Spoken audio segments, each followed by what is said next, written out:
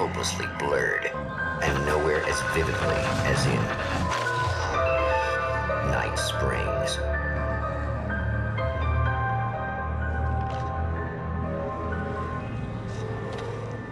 The man before you is a champion of light.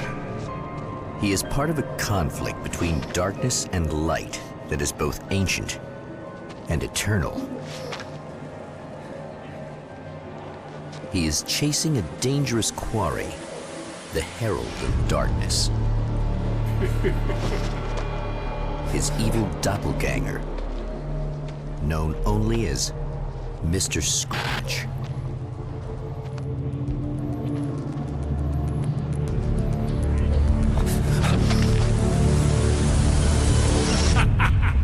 I'll catch you eventually! Maybe. But what are you gonna do then? By then, I'll have had my hands on everything you love.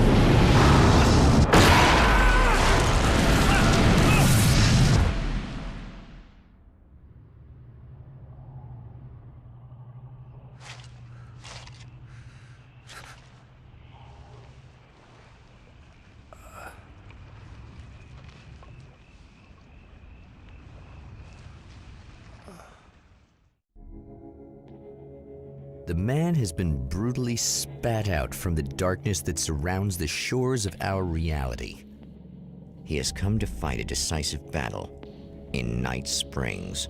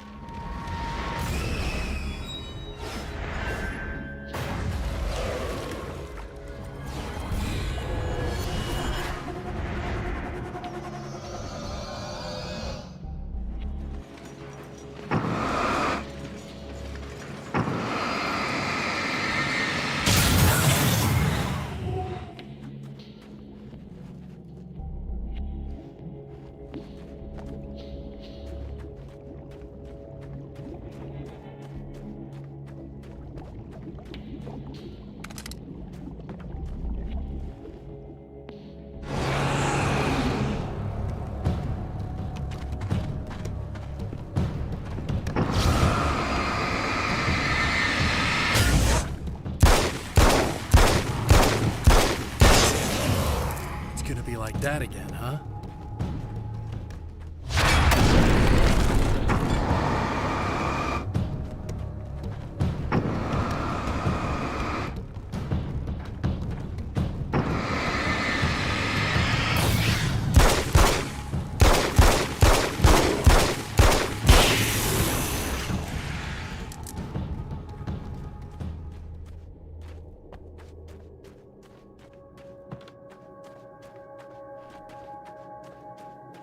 In another life, the man was a writer.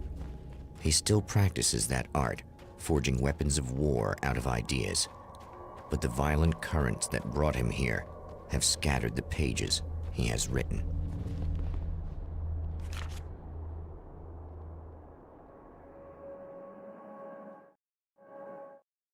My name is Alan Wake, and I'm a writer.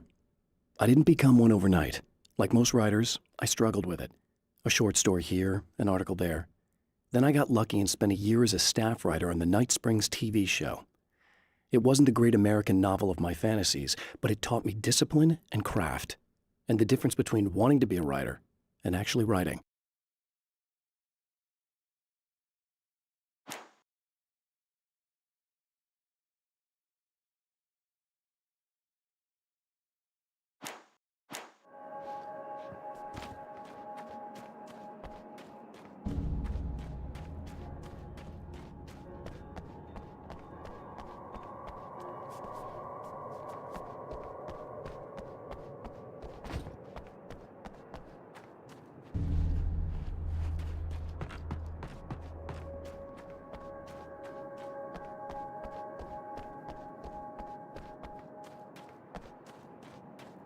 The lights of the motel promise safety. The man senses that the solution to his predicament begins there.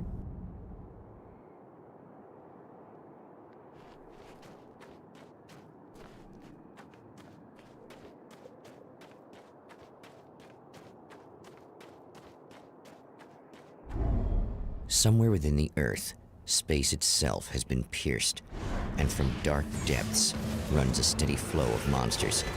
The man recognizes the hand of his evil double in this. He knows he must put an end to this madness.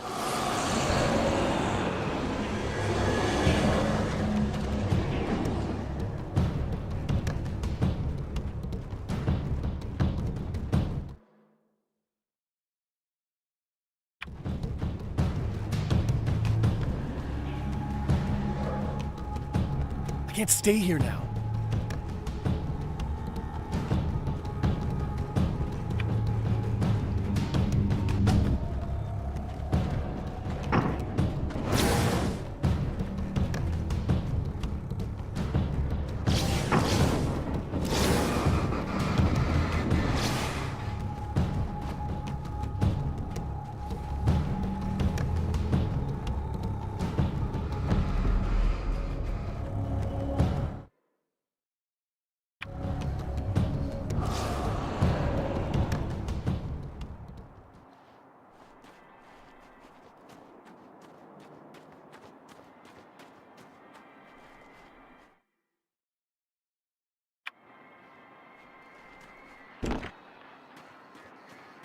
Hello?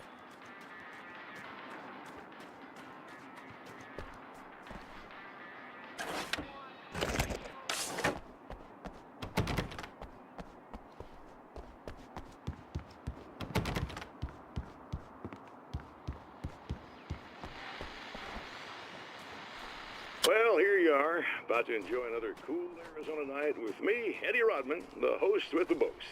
Hey, any of you guys remember Old Gods of Asgard? Man, I actually saw them twice back in the 70s. I was just a kid then, but my dad was taking me in to see bands all the time. Anyway, great band, couple of great albums, solid fan base, and then they kind of dropped off the face of the earth. Well, now, almost 4 decades later, they're making a comeback. And let me tell you, these boys have seen a lot of road. There's some serious rock and roll buttons, because they weren't too young even back in the day.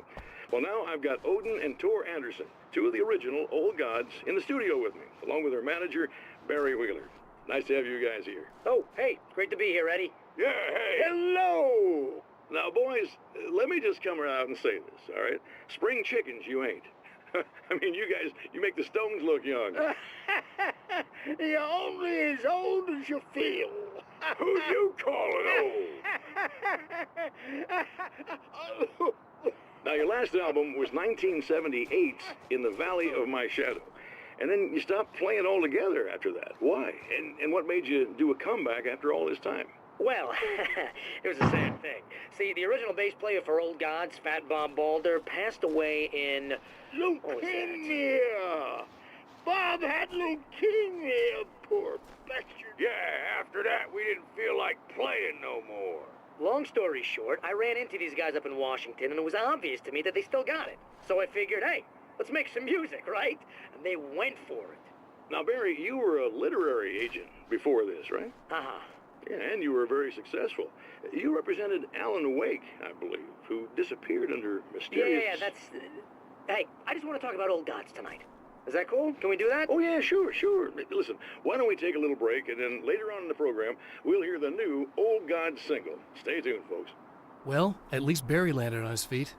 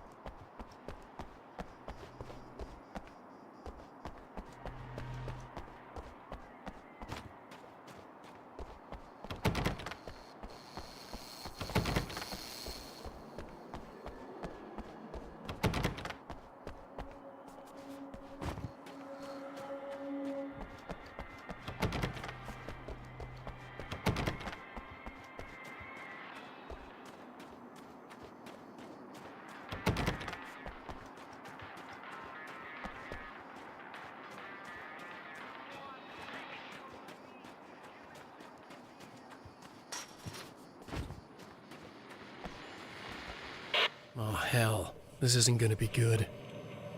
Is this on? How can you tell? I'm sorry, I'm not very good with gadgets.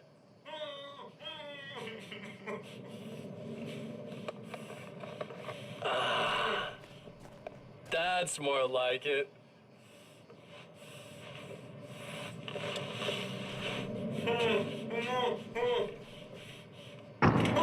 I'll be right with you. I just gotta do this one thing. I like it quiet.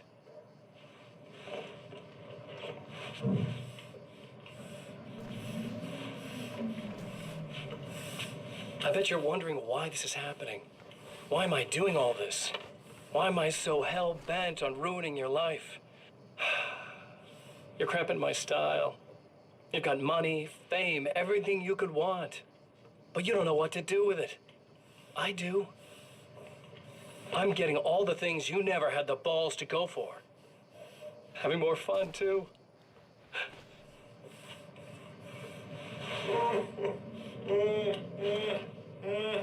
Do you know the real difference between us? I'm not afraid to be the center of attention.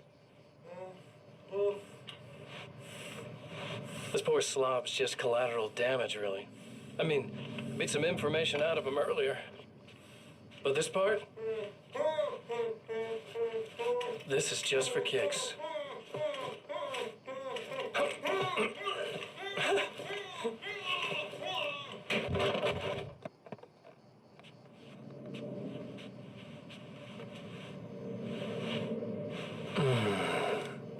So quiet.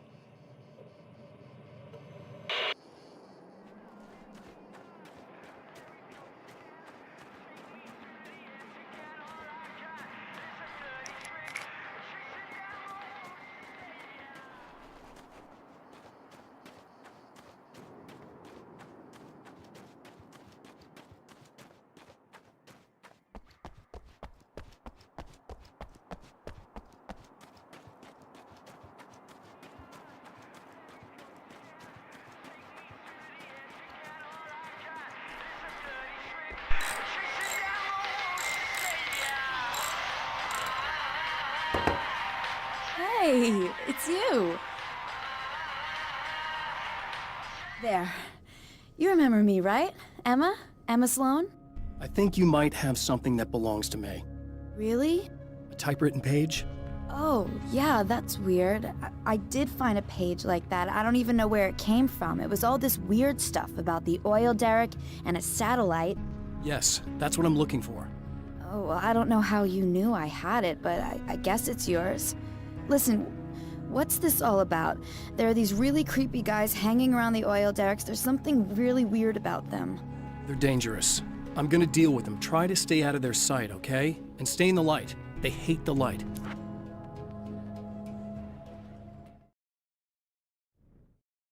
At the oil derrick, the wheel had been jammed in place and turned until the oil gurgled and flowed thick and flammable. The warning lights were blinking in a fast rhythm, bright and steady, powered by the battery. The Kasabian CD was playing in the boombox, all distorted guitars and intense beat. High above, some piece of orbital junk or another collided with the satellite, knocking it radically off course. Trailing debris, it screamed down from the skies at an impossibly steep angle. All that high-tech engineering reduced to nothing more than a bullet that would destroy whatever it hit. Just to be clear, you should know that we haven't actually met before. Sure we have, Mr. Wake. Remember you stayed at the motel here.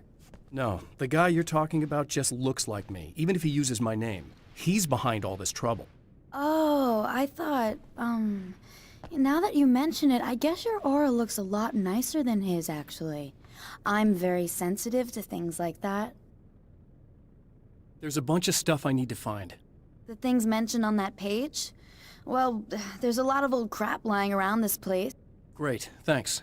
I think you should be able to find everything, except the satellite, obviously. Are you gonna tell me what this is? I don't think that'd go over too well. Why don't you let me be the judge of that? Fine. The page is a formula for rewriting reality. Either I use it to close a strange portal to a place that isn't in our world, or shadowy serial killer monster things keep pouring out of there. Yeah, you were right the first time. You can think what you want about me, but there's still bad guys around. Be careful.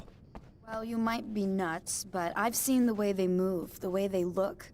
I'll buy that. They're called Taken. They aren't really human. Not anymore. And they're climbing out of the oil well? What, do they have secret headquarters down there, or...? No, that's just where the point of connection is. It's a hole that leads to, well, it's a really nasty place. That's why I need to close it. And the guy who looks like you opened it, because he was hanging around the oil field before. He gets around, unfortunately.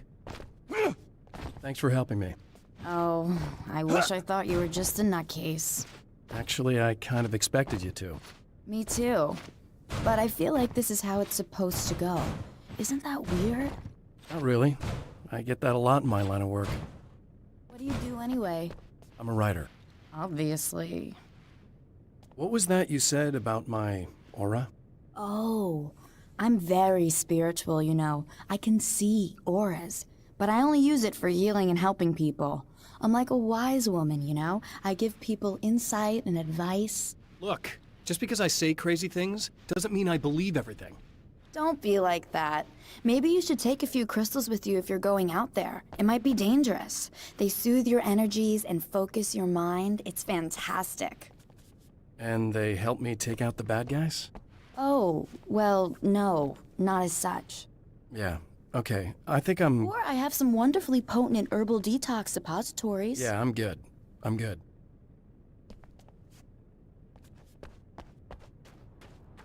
The Champion of Light recognizes the page he got from the woman. It is a weapon of his own design, custom engineered to destroy the dark portal. If he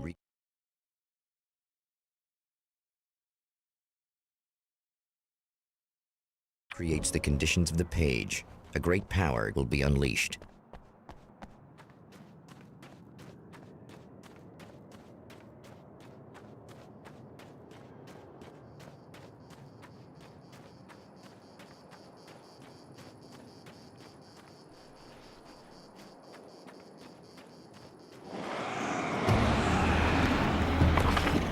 That's one thing now.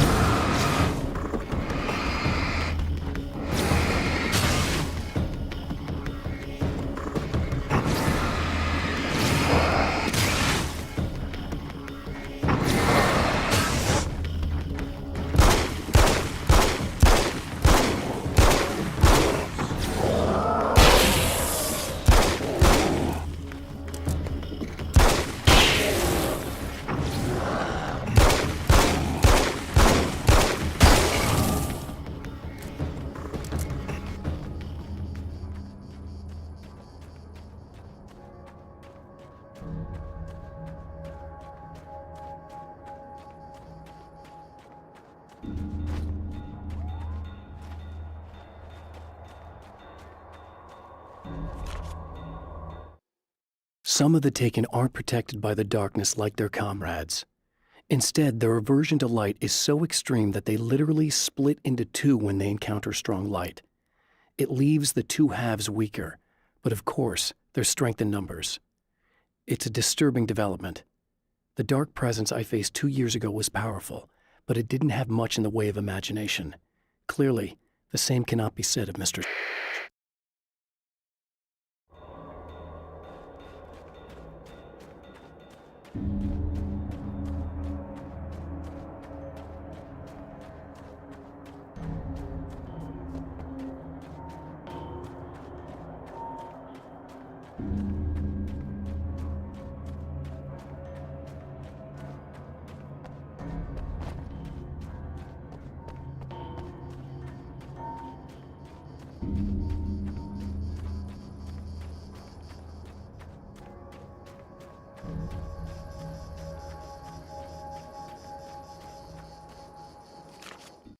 The reality we take for granted is softer, more adaptable than we think.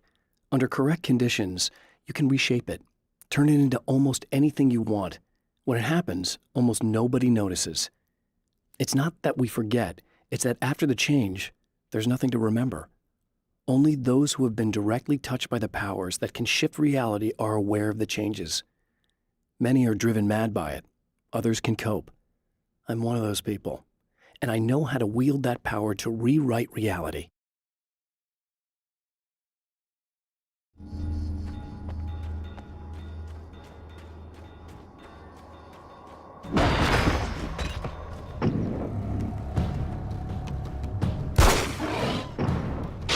The enemy tears itself in two to avoid the hated light.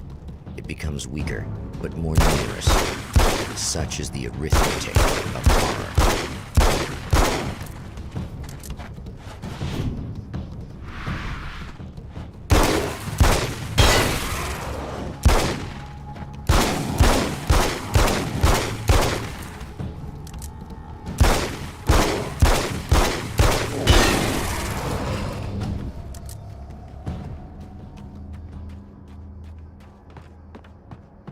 That was just messed up.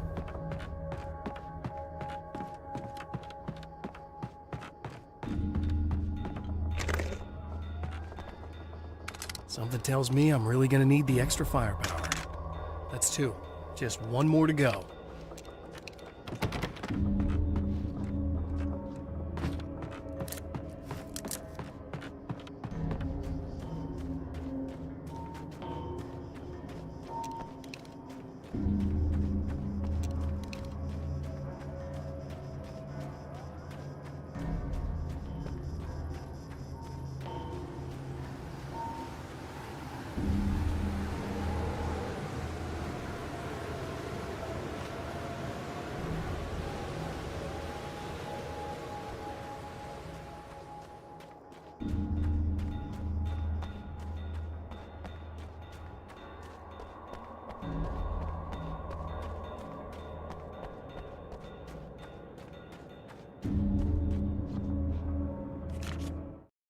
To change reality, you nudge it into the right direction. Your version of it is there, waiting. It wants to come true. All you need to do is help it achieve its potential. The devil is in the details. You change the details of the scene to match those on the page. If you get the details right, if you achieve that critical mass, the shift will come, and the rest of your new reality overrides the existing paradigm. The lie, no matter how outrageous, is now the truth.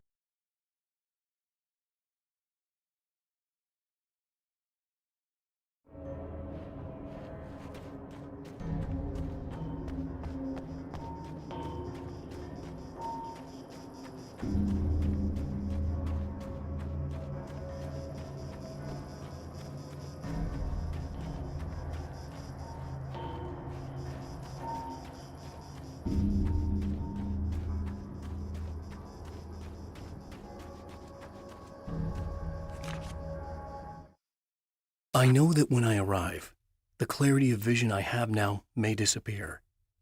I've made my plans. I prepared for this, but I know the transition from the dark place will be hard on me, and not just physically. It may affect my mind, my memory. These pages should help me remember and focus. That's worked for me before.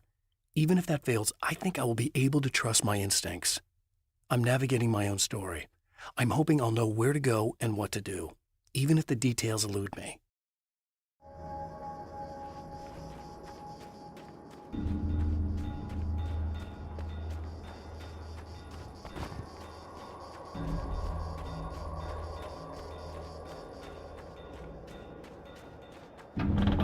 Wait.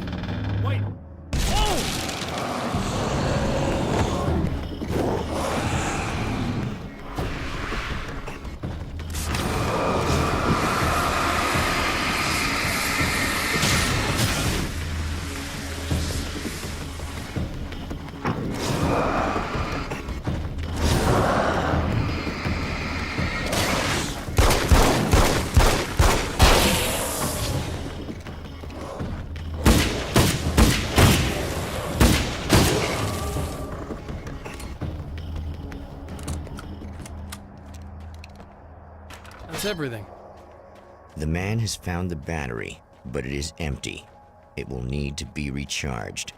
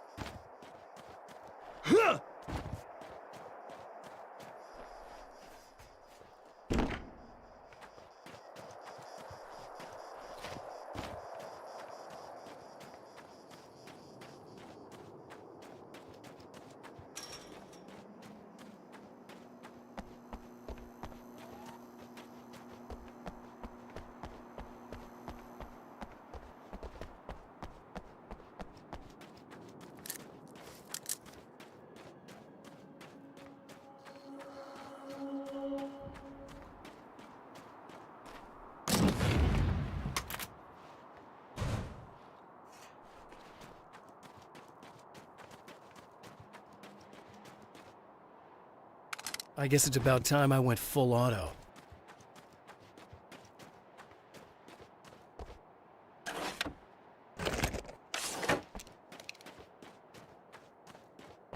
I need this battery charged. No problem.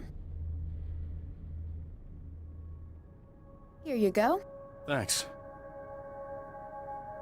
Listen, I don't know what's gonna happen exactly when I do this. My memory's a little hazy. I don't even know what that means.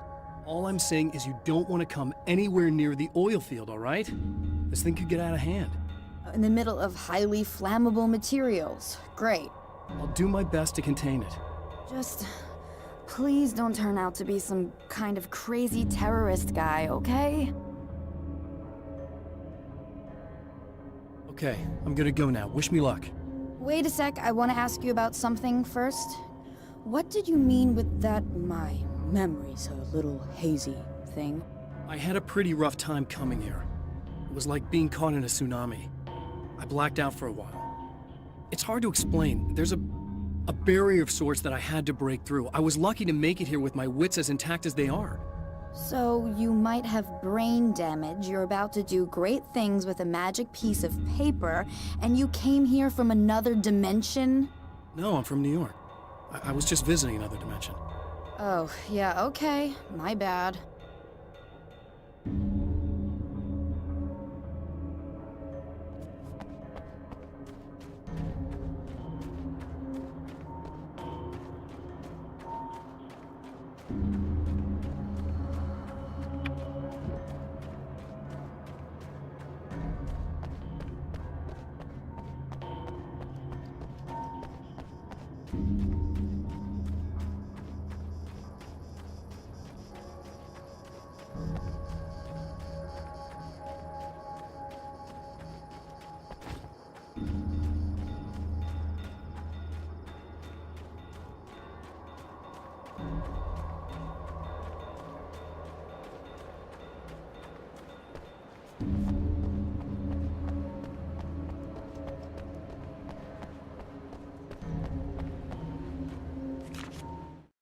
The strands of webbing glistened in the beam of my flashlight, fine, almost ethereal.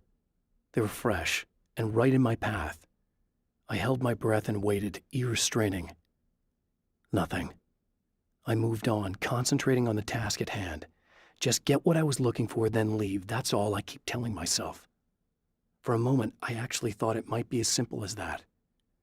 Then, I heard too many legs skittering across the ground.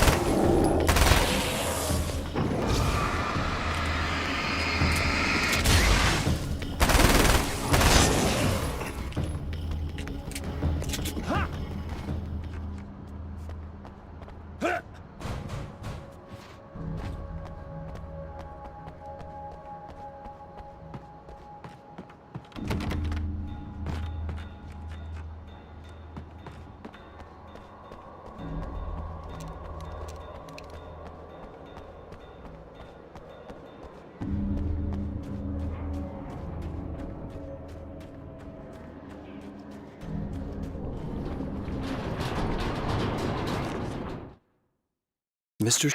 is a twisted copy of me, powerful and dangerous. But I know I can fight him. I don't think anybody else can.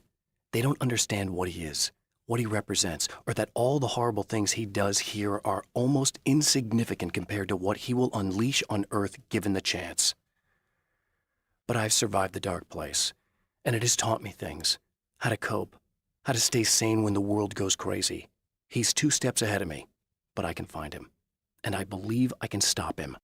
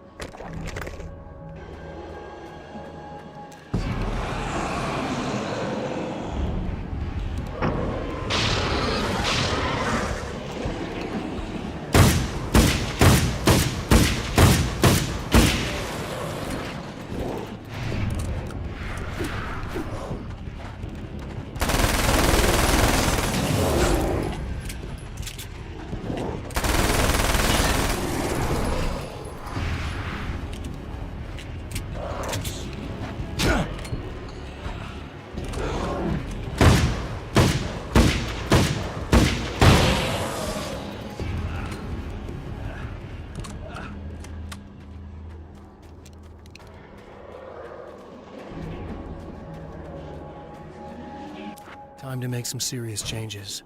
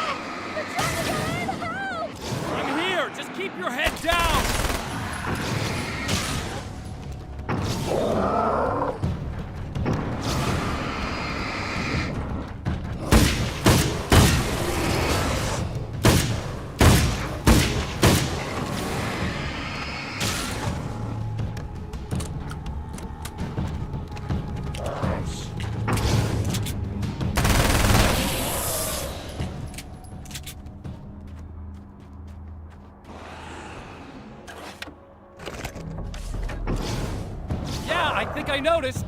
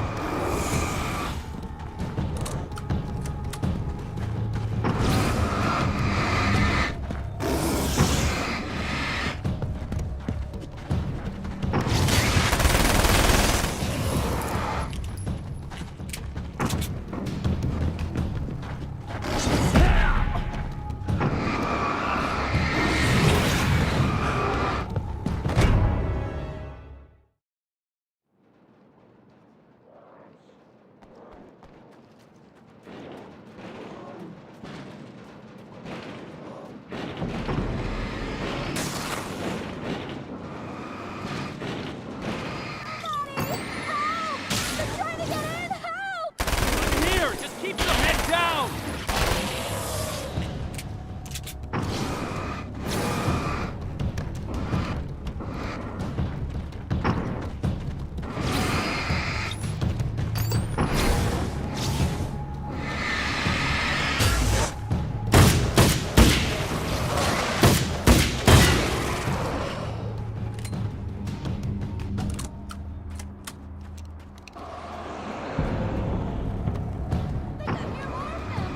Yeah, I think I noticed.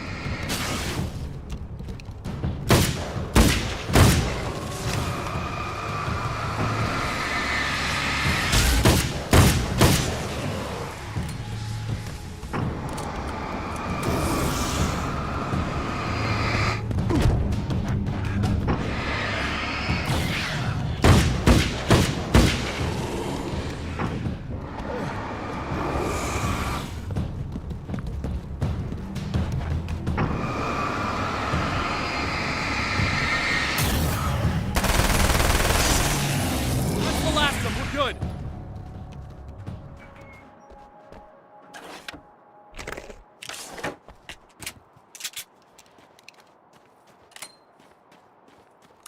What the hell was that? Easy. I got him. You're safe. I need you to tell me what you know about him. The guy who looks like me. There was a party in one of the rooms. It was pretty wild. I'm not sure which room it was in. You didn't attend. No, I wasn't there. But it got way out of hand. Anyway, I heard that he went to the diner and there was a fight there or something. Maybe you could find out more from there. I got some keys that you could maybe use. You just happen to have the keys, huh? Fine. I'll take a look. Stay here. Like hell. I'm getting out of here as soon as you leave so I could close up this place and go home. Emma, you really want to stay here in the light. Yeah, thanks for the advice, but I'm not sticking around. Just go already, okay?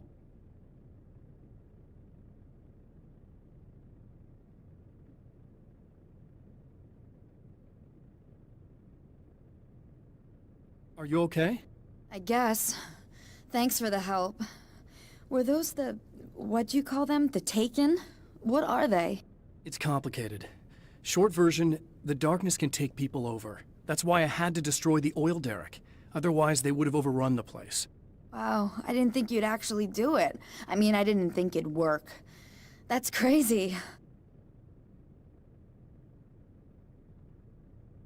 Let me just try one more time at the risk of sounding like a broken record. It's bad out there. I don't want you hurt. You should stay put. Yeah, while you turn this place into an inferno, run around shooting things up and play some kind of weird games with your psycho evil twin. Don't get me wrong, you're nice for a weirdo. I'm impressed as hell by all of this, but enough is enough. I seriously just want to get out of here, okay?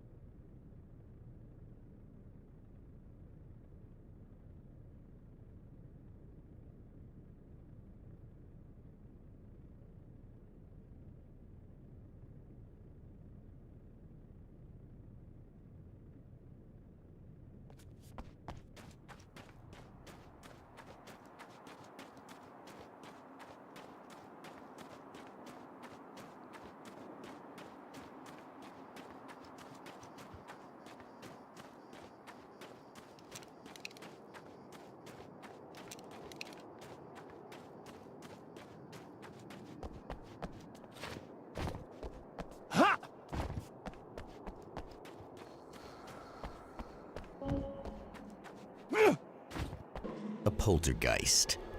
Its existence is one of rage and hostility, and its very presence turns ordinary objects into deadly projectiles. Oh, shit!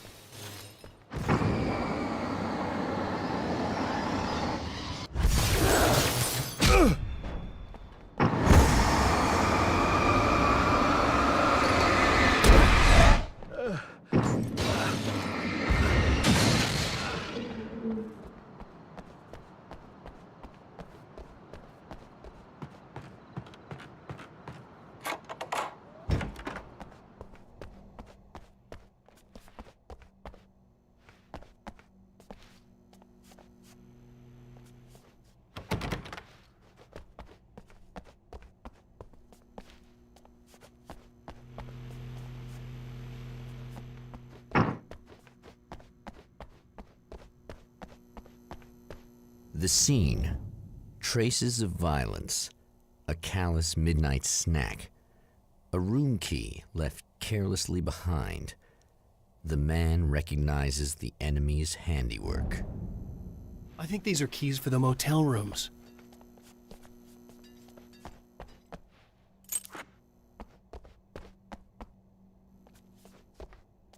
Satellite and now this? That place might be involved.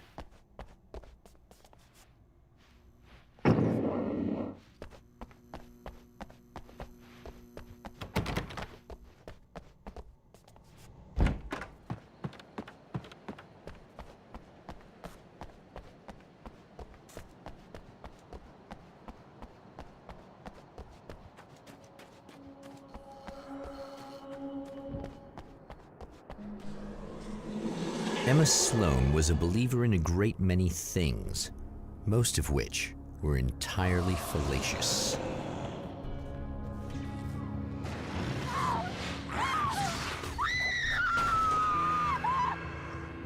Emma Sloan, an innocent victim of his dark half.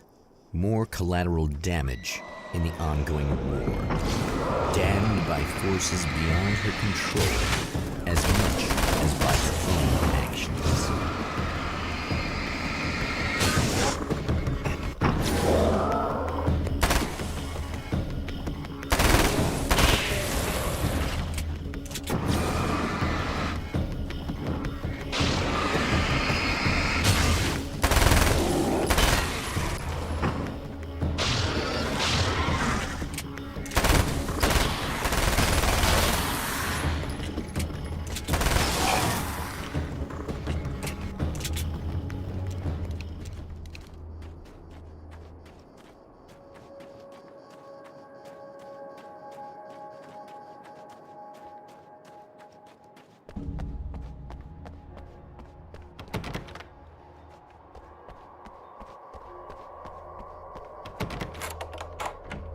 Damn. Michael Farabee, dead, tortured, dressed in clothes that bore the name of a local observatory. A slim lead, but solid enough. It stirs something deep in his mind. He knows where to go now.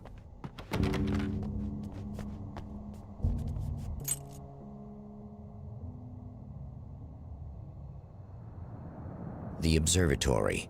Hot on the heels of the Herald of Darkness, the Champion of Light forges on to see the stars.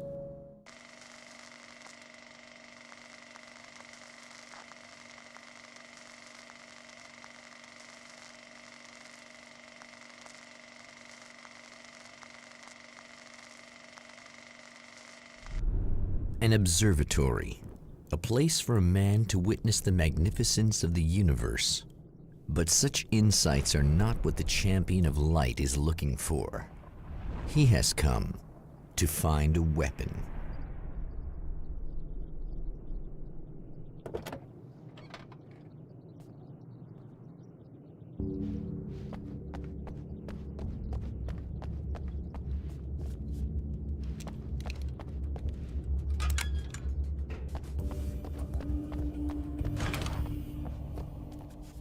Welcome back, listeners. And you know, I'm Andy Robbins, and I'm still talking to old gods of Asgard who are doing their big comeback tour.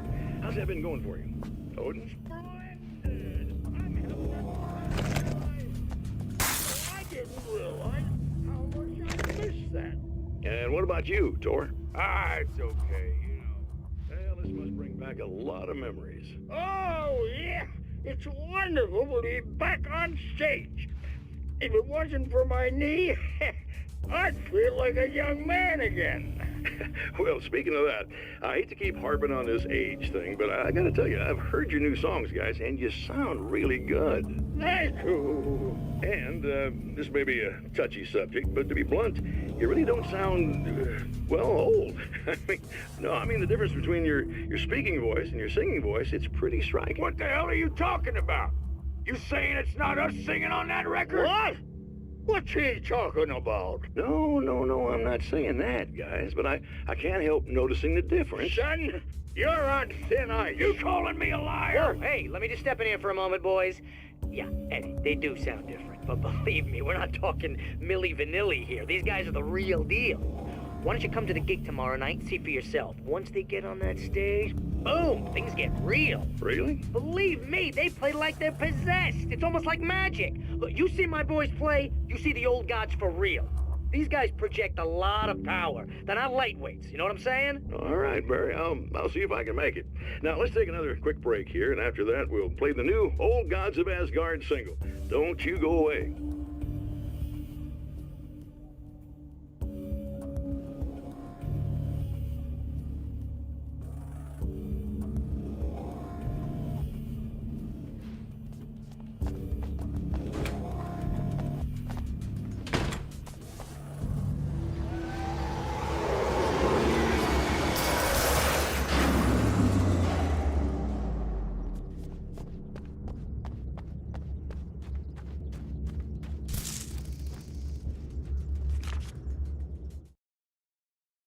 As a storyteller, my first real love was crime. And it was in that genre that I finished my first novel, starring the perpetually miserable Alex Casey, whose entire life was a wound that never healed. The books sold as fast as they hit the shelves. I wrote 5 more Alex Casey books, and they all were bestsellers. I became rich. I became famous. Success brought pressure, and I didn't handle it very well.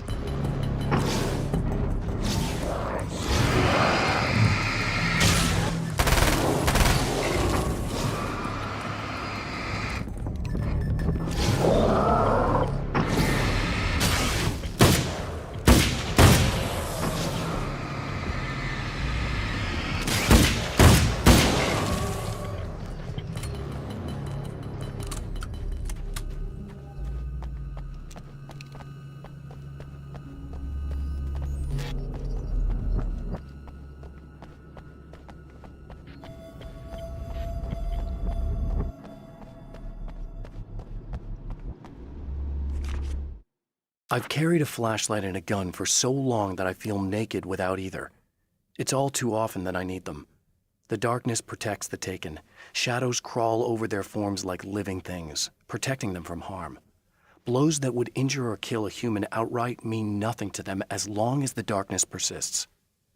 But light makes them vulnerable. Light burns the shadows away. The darkness that drives them is still in them, but now they're vulnerable. Flashlight and gun. Sometimes it feels they're all I have left.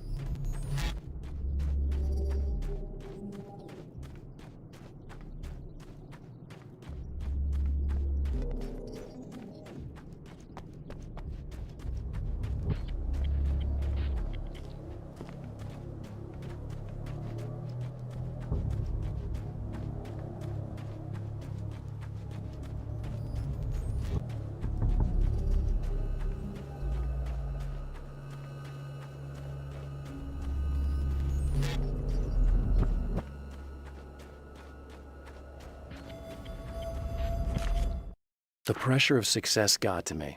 My wife Alice was the sole thing in my life that anchored me. Suddenly it wasn't enough. I couldn't write anymore. I distracted myself with wild parties and whatever trouble I could scare up. I wallowed in the drama of my life, sure that Alice would stick with me even though she didn't sign up to be the lifeline of a tortured artist. It was my dumb luck she's not the type to give up.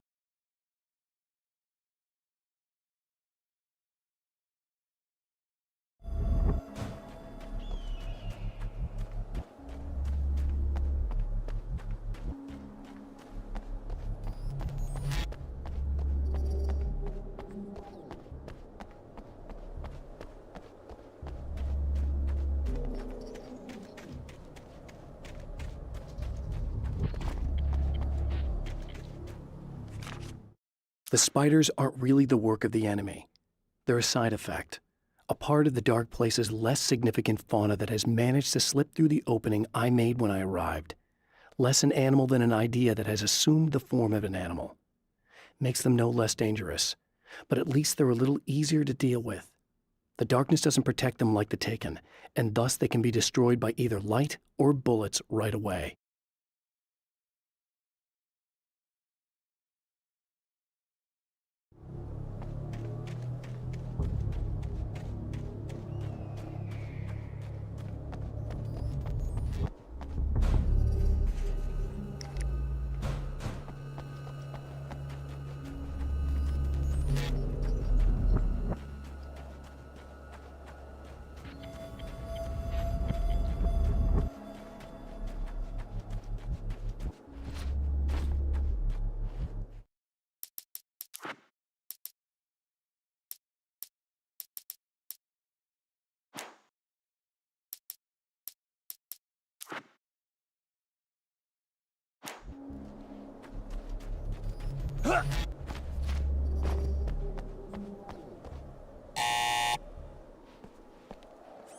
Hello? I'm Dr. Rachel Meadows, and... Wait a moment, it's you! I can't believe you dare show your face around here again.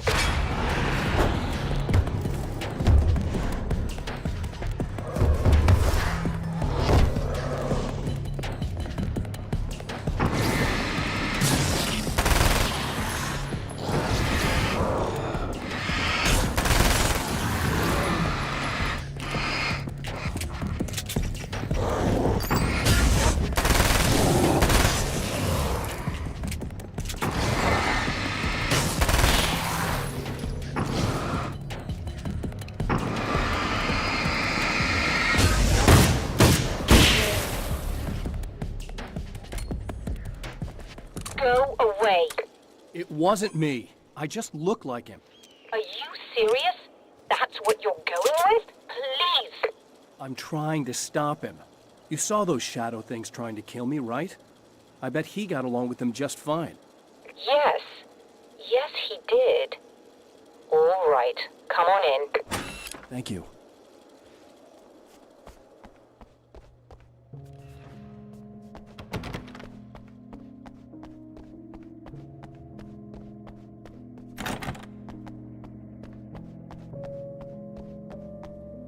Hey, buddy. I figured I'd take a moment to talk to you. There's a party next door. I'm feeling pretty good right now. A little beer, a little fun, you know? It's nice.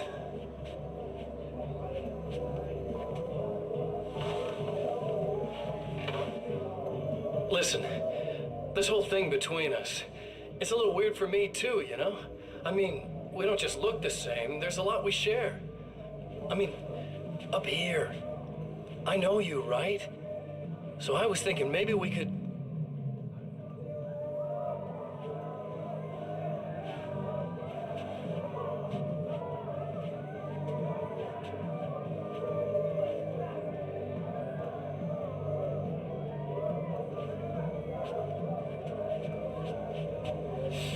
These guys are getting out of control. Look, I feel like we're both victims of circumstance here. And maybe we could make some kind of effort to...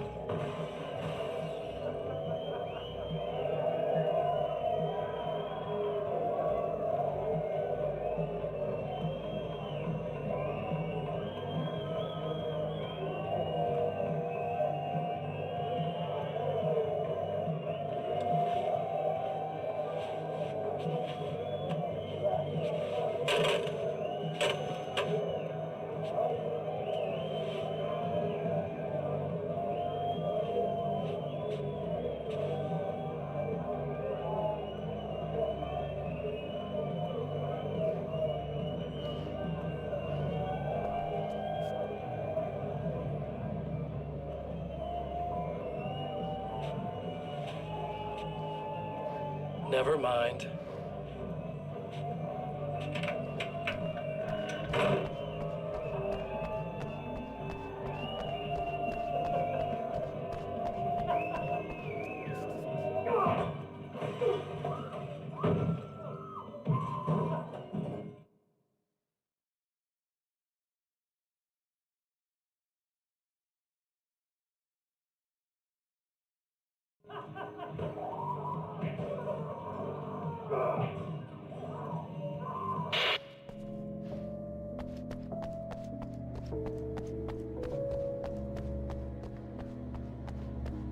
Just a moment, I'll send the lift down to you.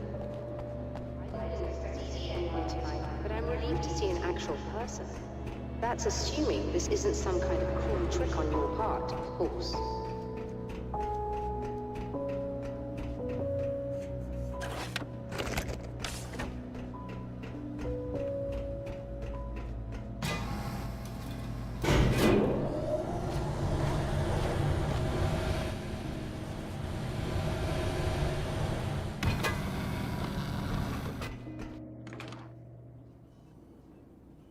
Doctor, the man who looked like me, what did he want here?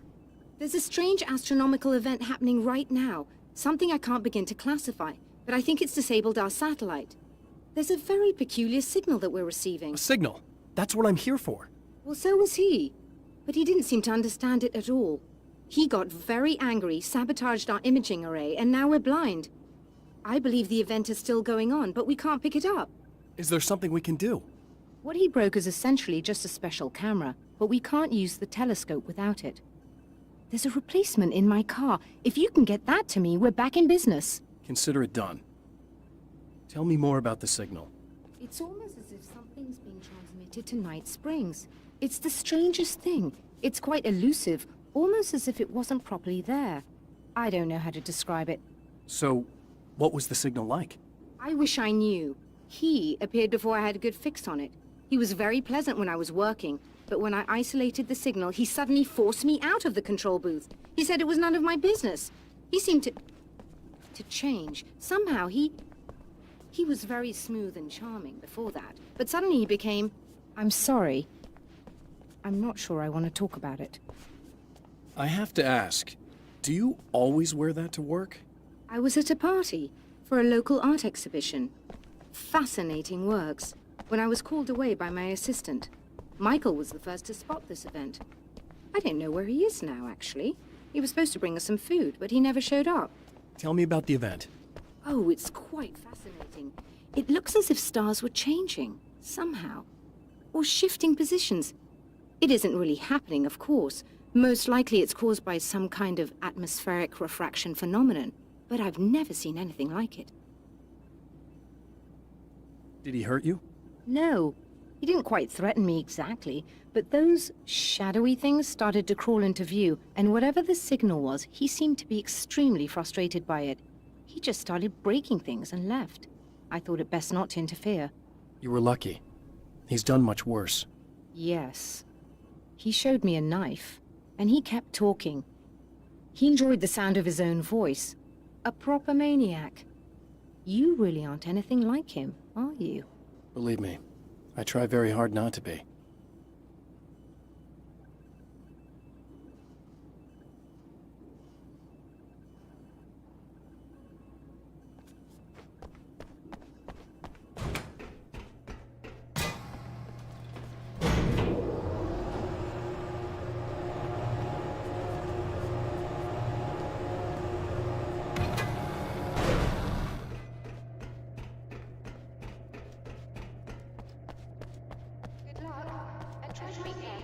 It's a very expensive part, and we don't have a replacement.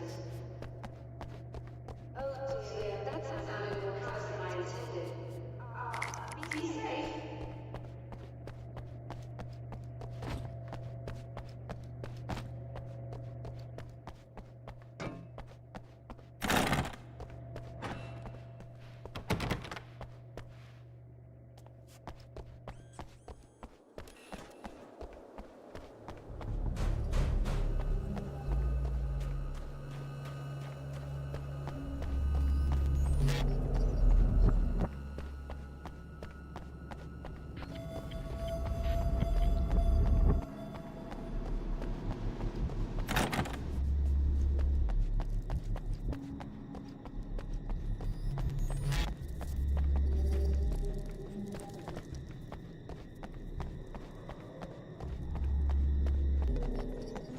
This must be her car.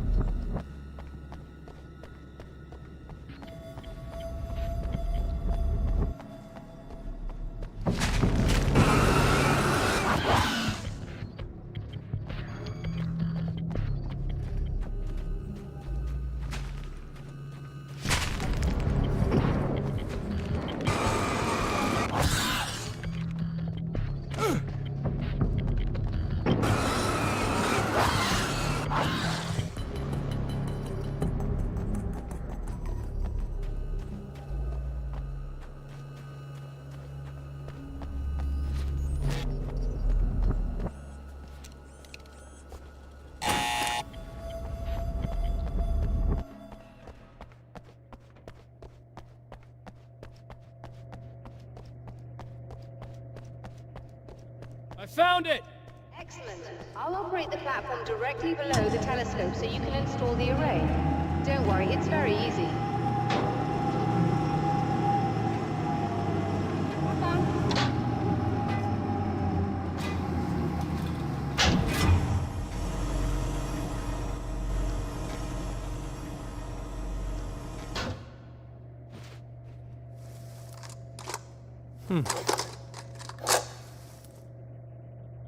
Brilliant, you got it. I'll just run a quick diagnostic on it. Yes, it's in perfect order. All right, we're good to go. Let's take a look at the skies.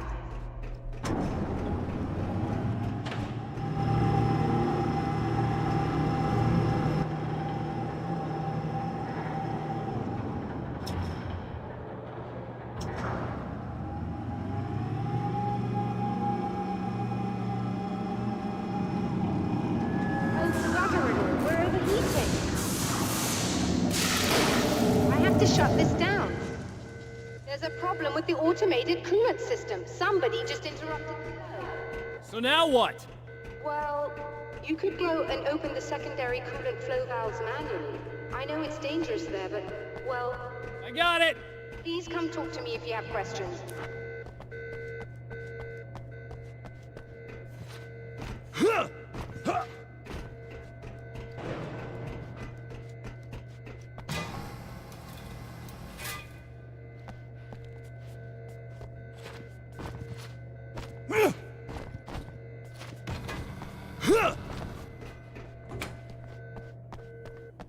Is there something I should know about this coolant thing? Oh no, it's quite straightforward. The telescope is very heavy, and moving it generates a lot of heat. So do all of the electronics. Overheating could cause damage, so it shuts down automatically if the coolant fluid isn't flowing. And hot electronics generate instrument noise, which we want to eliminate as much as possible. What is this coolant anyway? Is it dangerous? We use liquid nitrogen. It's quite safe. If I can make it to the valves in one piece. Yes, there is that. Good luck. I'm assuming you didn't have this kind of trouble using the telescope earlier, when my double was here. No, it went very smoothly.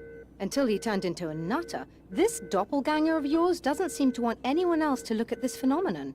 Honestly, it seems a little pointless to me. There are many eyes on the sky. I'm not sure what we're gonna get once this thing is working again, but I have a hunch. I doubt it has anything to do with outer space, or that anyone else can see it.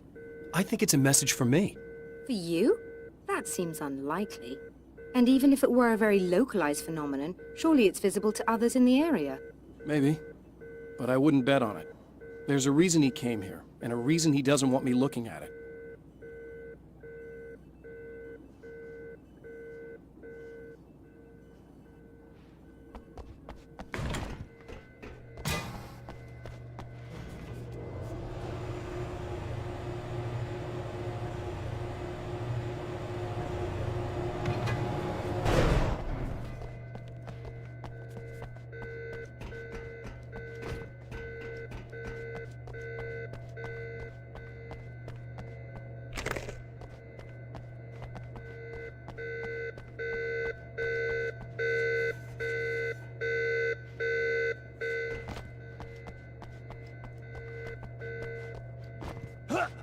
All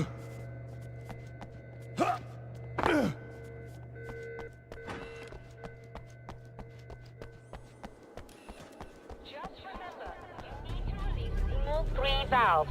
It doesn't matter what order you do it in.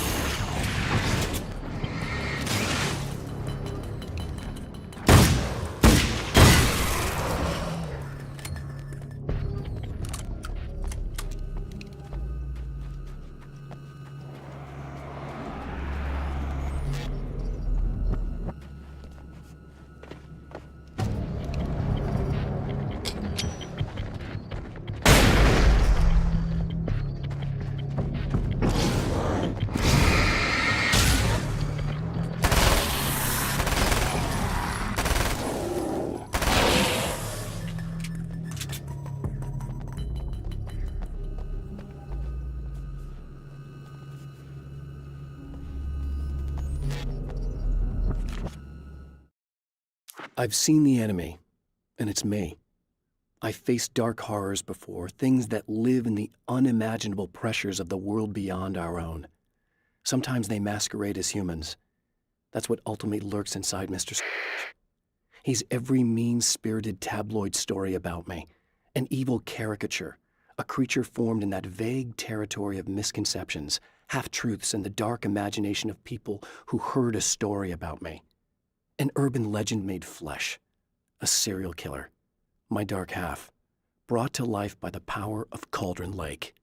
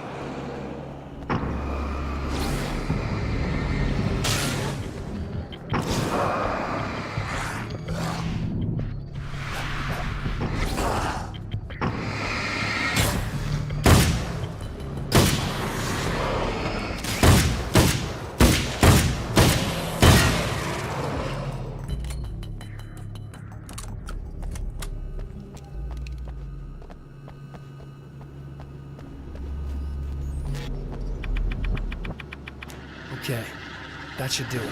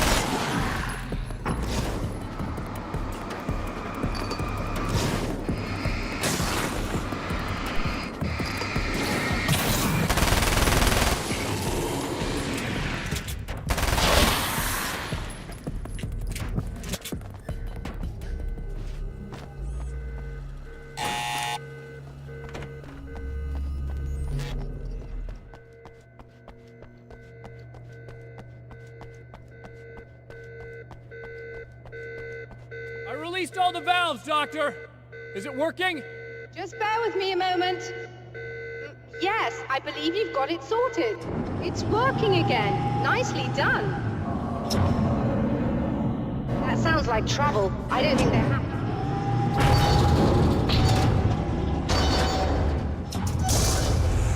Look out, they found a way in.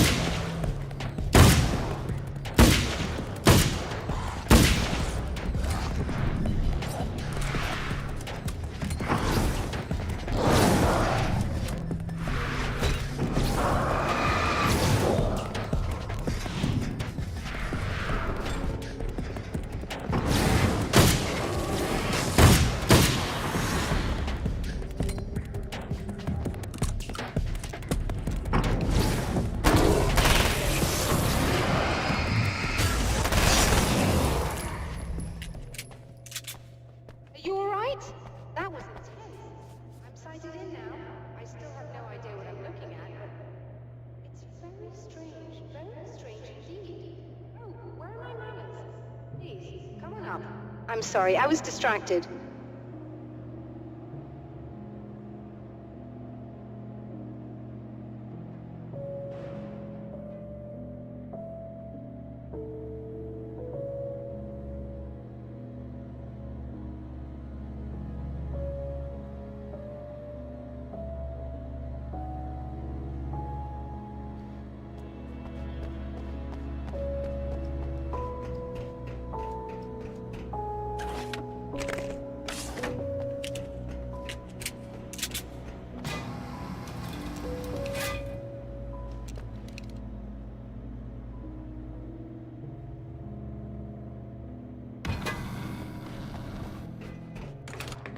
Are we receiving the signal now?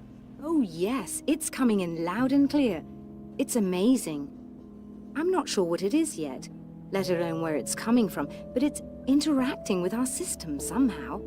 Like it was intended for us. But I don't understand how that could be. Maybe that's just how the story goes. What? Never mind. Is there a way I can hear it? Or however this is supposed to work? I think the signal is incomplete somehow, but you should be getting a printout of it now. What do you mean it's incomplete? It's almost as if we're only getting a fragment of it. I need the whole thing. This is important. I'm sure it is, but this is all we're getting. Did the man who looks like me get the whole thing? He locked me out of the booth, so I have no way of knowing. But I can tell you that he didn't really seem to understand it. So, what's in the sky?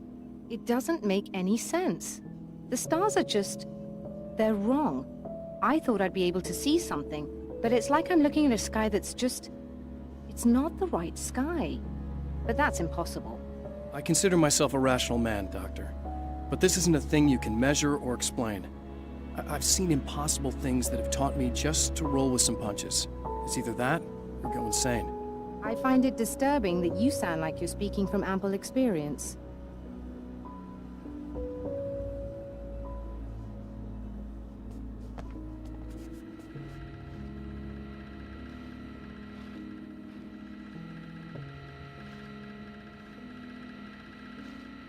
A printout of a signal. It too is a weapon created by the Champion of Light. In its words, stirs a new reality.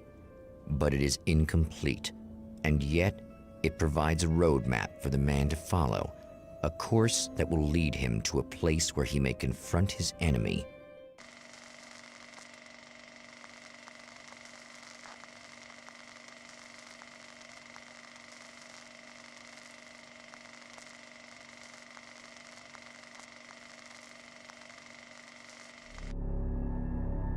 The drive-in. Once the site of lurid celluloid fantasies, it's now the site of an art exhibition. And yet, it's the search for closure rather than culture that brings the Champion of Light here.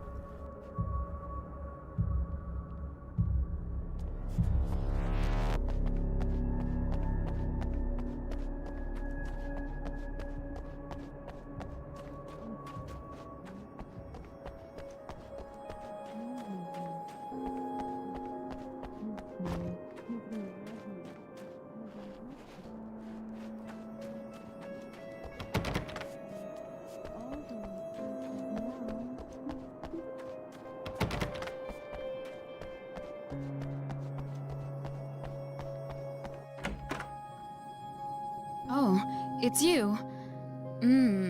That's fantastic. Are you okay? Go away. No, I want you. But you'll get angry if you're here, so you gotta go. You know I'll do what you want. Okay. I love you so much. Did you know that love hurts? Are you gonna hurt me now? 'Cause you should. Lady, you got darkness on the brain. I think I can help you if I can get the lights on in here. You can't turn the power back on. It's not allowed. You said. So, where shouldn't I go so I don't turn the power back on accidentally? It's the big building on the other side of the drive-in, but it's locked. Where's the key? Just so that I know to avoid it. It's on the wall next to the cash register. But you can't. You can't. Don't be bad. Hey, no problem. I'm just gonna go do some other stuff. Scout's honor.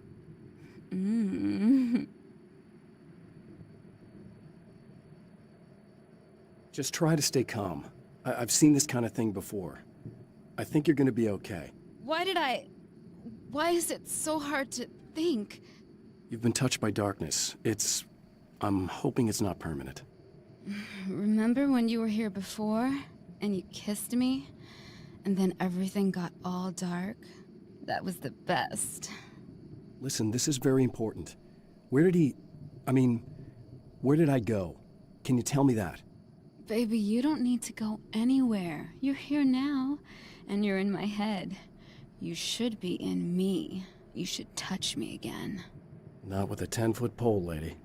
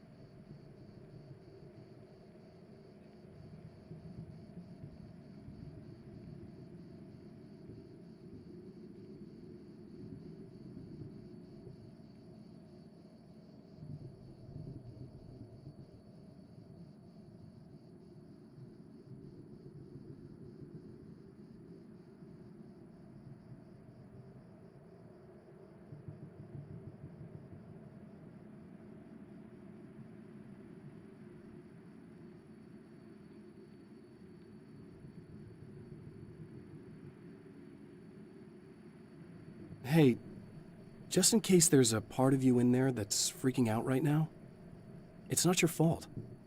I promise I'll do what I can to help you, okay? I don't... Please go away. Don't sweat it. I'm just saying that in case you really need to hear it, I've been there.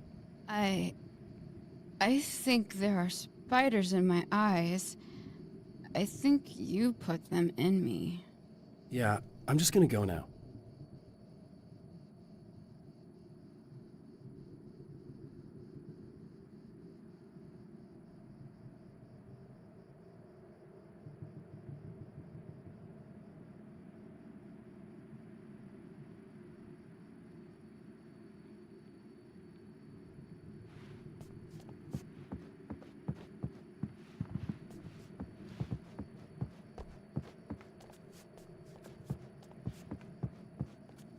And we're back with Old Gods of Asgard and their manager, Barry Wheeler. Guys, you're on your comeback tour, and you're playing a lot of your classic material, but you've also got a new single out, right? How'd that come about? Was it hard to go back into the studio after such a long time? Are you kidding me? They were chomping at the bit. They were just itching to stretch those creative muscles. Now, it had been a while because, you know, they spent a lot of time in, Retirement. We were retired. We were? Yeah. No. We were at the lodge, and We escaped. We were at the retirement, retirement thing. yeah. So, you know, really, once we got in the studio, things started happening. Now, the music has changed a little bit, and the boys were a little rusty, so it took us a while to find the right gear. But hey, once we got going, whew, boy, they kicked ass. And it's an awesome song. It's called Balance Slays the Demon, and seriously, I think it's their finest work. And hey, I should know, I produced it. Oh, really? I didn't know you were a producer. Well, this was my first time. I mean, they needed a little bit of guidance, you know what I mean? I mean, don't get me wrong, these guys are the best. But it's the 21st century, man. Things just sound a little different these days. So, you know, I kind of stepped in there, helped them make it sound all cool, kind of jazzed it up. That sounds like a challenge. Oh, no, it was really easy, man. I was just, you know, like, hey, give it a little zing, you know? Let's take it to another level so it really rips. You know, let's just throw some really sweet synths in. Like that, you know, just kicked it up a notch, but it's totally Old Gods. Well, listeners, you can judge for yourselves. Here's Old Gods of Asgard and Balance Slays the Demon. Oh, yeah. Deep in the ocean of darkness, in the mirror of light, Balance becomes a stranger, and in your fantasies, he rides a storm on your peace.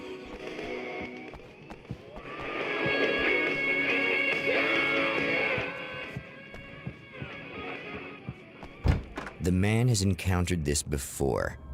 People whose integrity has been suborned by the insidious touch of the darkness. He has experienced it himself, but merciful light burned away the darkness in his brain.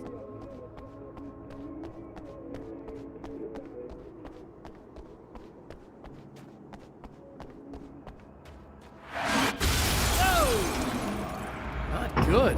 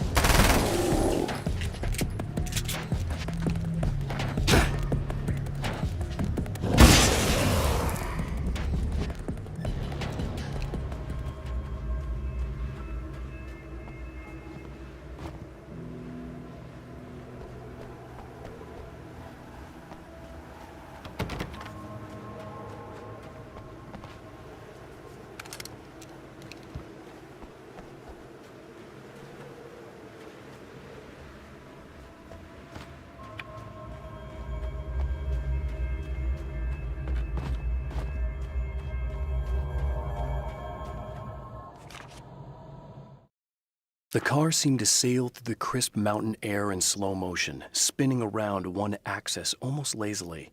The moment was hypnotic. Then it struck the pipeline in a shower of sparks, the impact turning the windshield into a burst of safety glass. As it hit the ground, I snapped out of my reverie. The car was rolling downhill, slowing down as every bump killed momentum but still coming. The fence wouldn't be enough to stop it.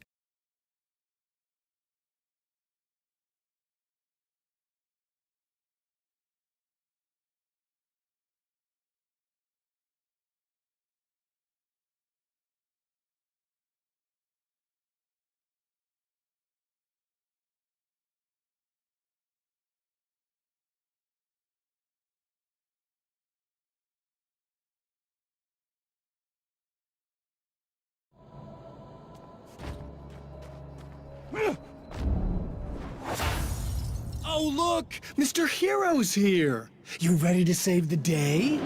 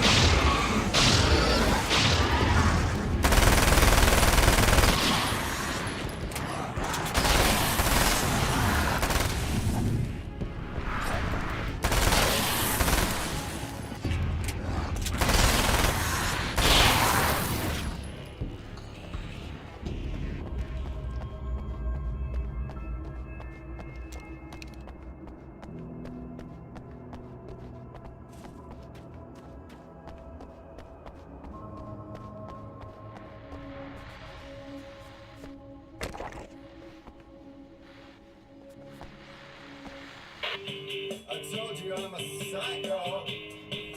Really? I'm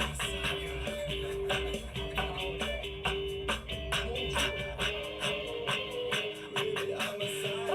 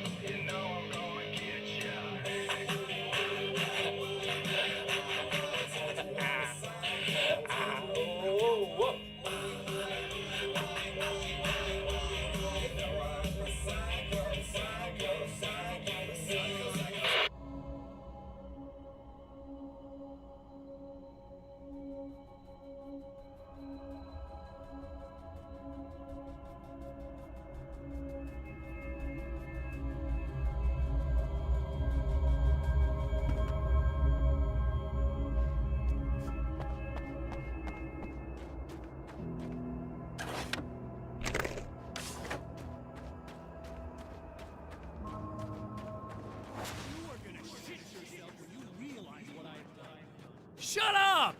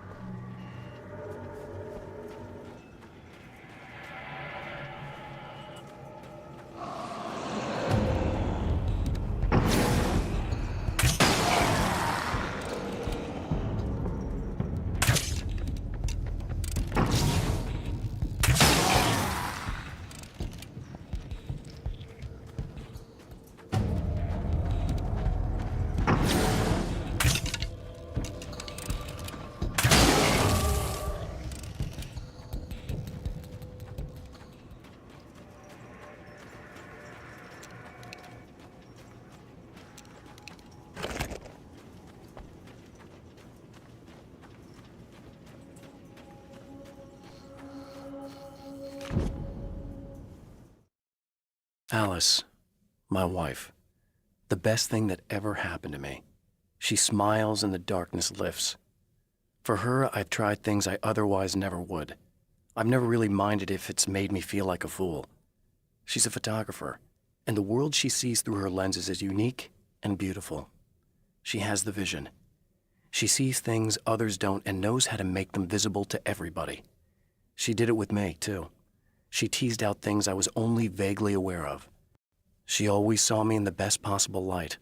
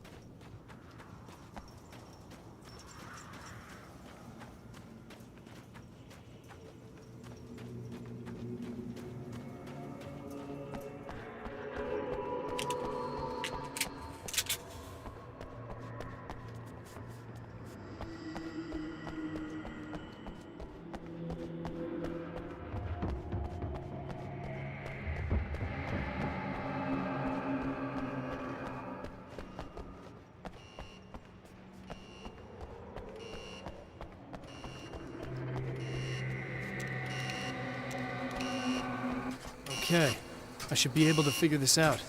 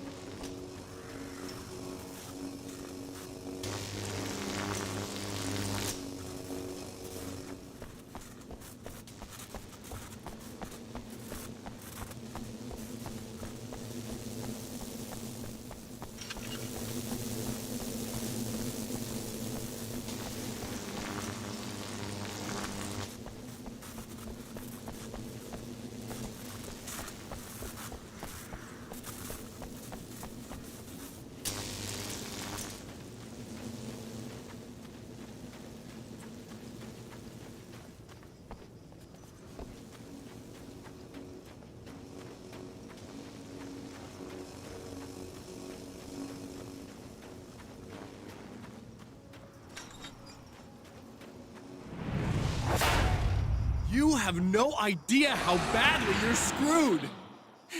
It's gonna be a blast to watch you find out. Don't want to get hit by those.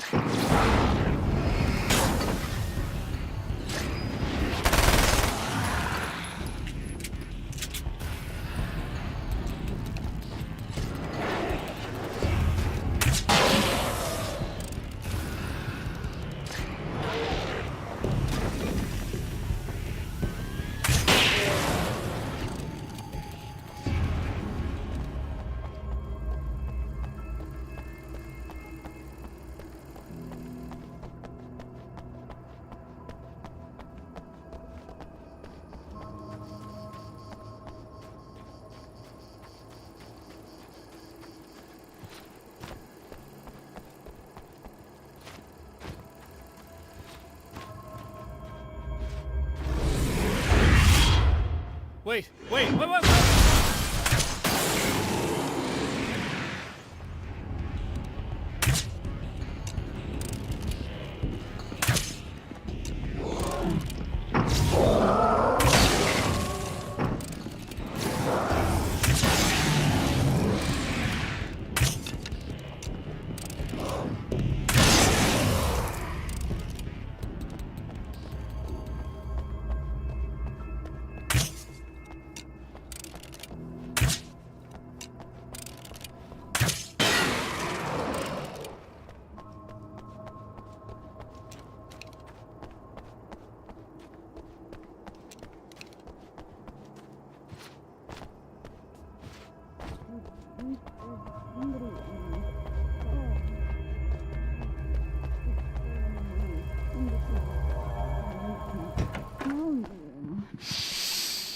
I can smell you out there.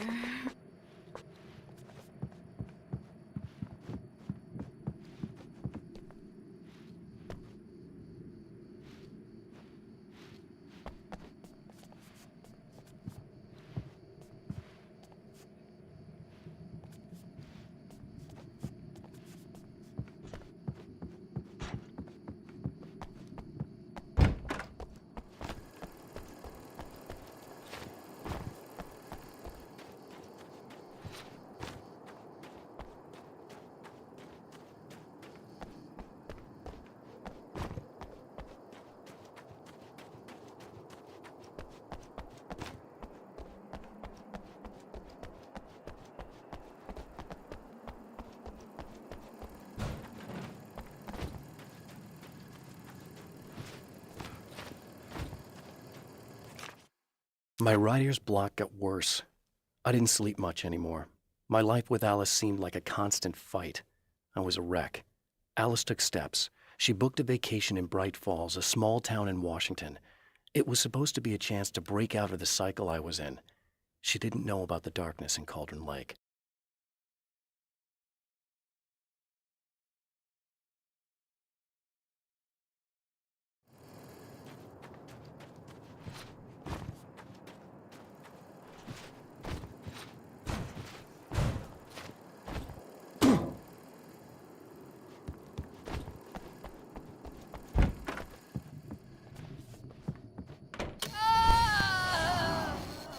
No, don't! Oh, it's not... It's you. Did you help me? Looks like you're feeling better now. Yes, I am. Thank you so much. I don't know what happened. There was this guy. Before you say anything, I know I look like him, but I'm not. Don't worry. You just don't feel anything like he does. He was in my head. I feel like I need to take 50 showers. Where is he? That asshole wanted to get into the projector booth. He was talking about fixing things so the sun never comes up. God, it didn't seem that weird when he was saying it. It sounded really good at the time. You weren't yourself. The projector booth. That sounds about right. I need to get in there. I have the access code for the door. Here. Thanks. I'm just glad you showed up now. He said he'd be back after he'd arranged for some security. Do you feel up to telling me what's going on here? We have an art exhibition here, supposed to open tomorrow. I'm the curator. My name's Serena Valdivia. Alan Wake. Holy shit, it is you. I've seen you on the big screen. I know your wife. You know Alice? Wait. Big screen. Yeah, we have a film from her here. What the hell happened to you? Getting back to Alice. Oh, God, yeah, sorry. It's quite a coincidence that you're here. She made this short film. She shot it years ago. You're in it. It's a part of the exhibition. I'm in a film? Yeah, it's like...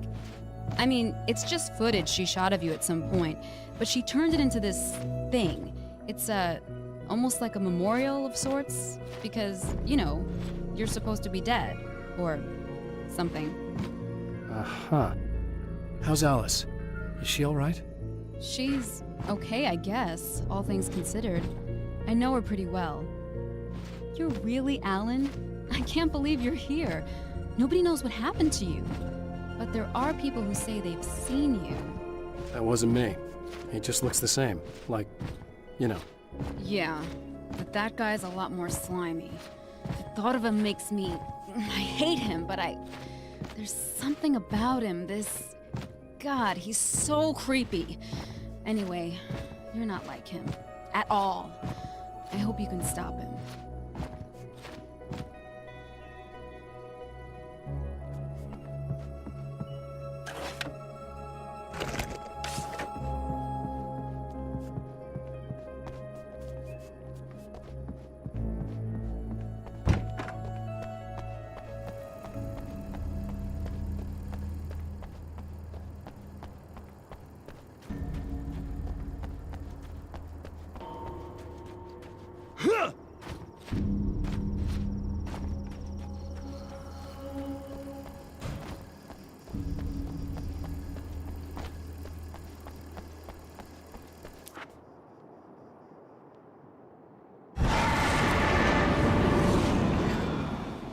That's the security system? I guess it was too much to hope for an alarm and a fat rent-a-car.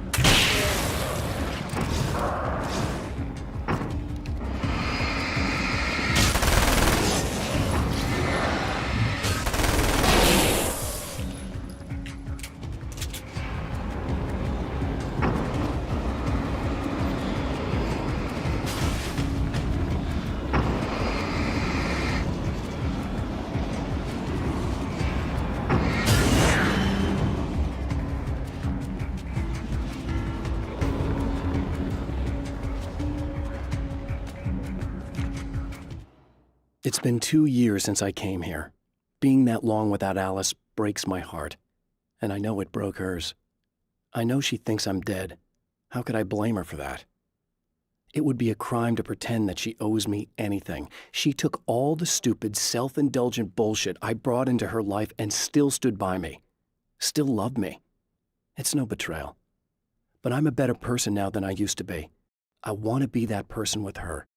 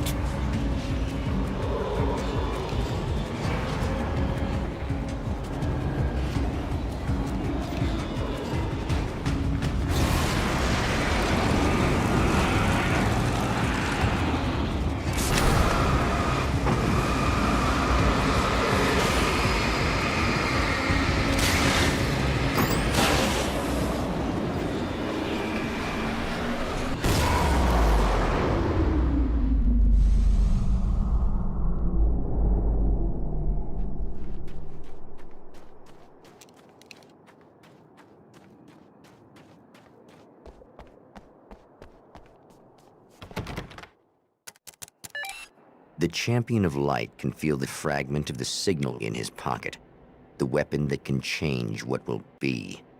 It's incomplete, but it's all he has.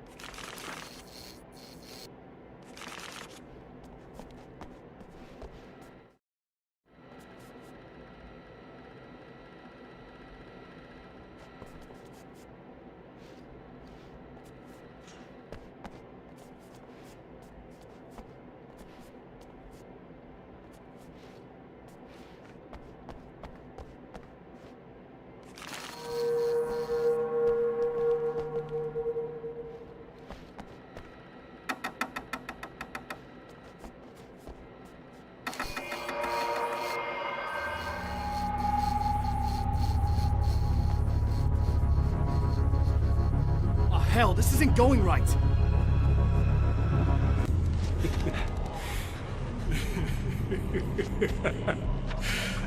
You've been up to something, haven't you? Too bad it's not gonna do any good. I'm a better you than you ever will be! And I've got all the time in the world. Everything you've got's going to be mine.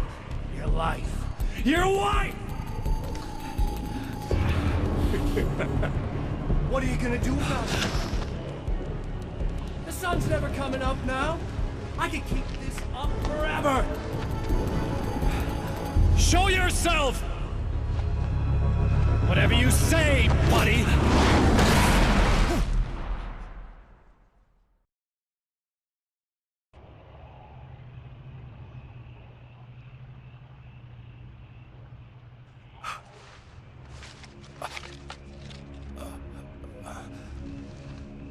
The rush of darkness is unstoppable.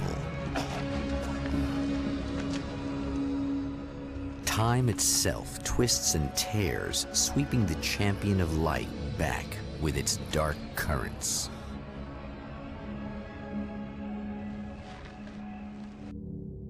Again, he enters the world, but now he sees the trap for what it is, a maze that loops back into itself.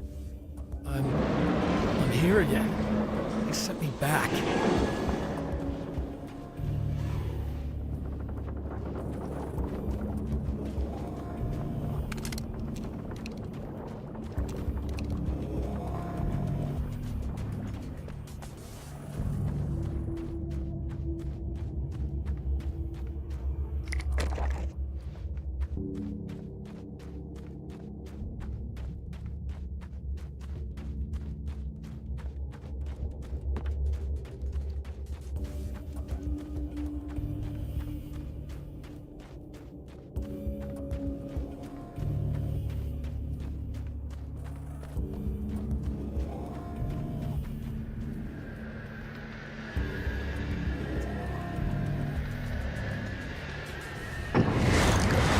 What the hell?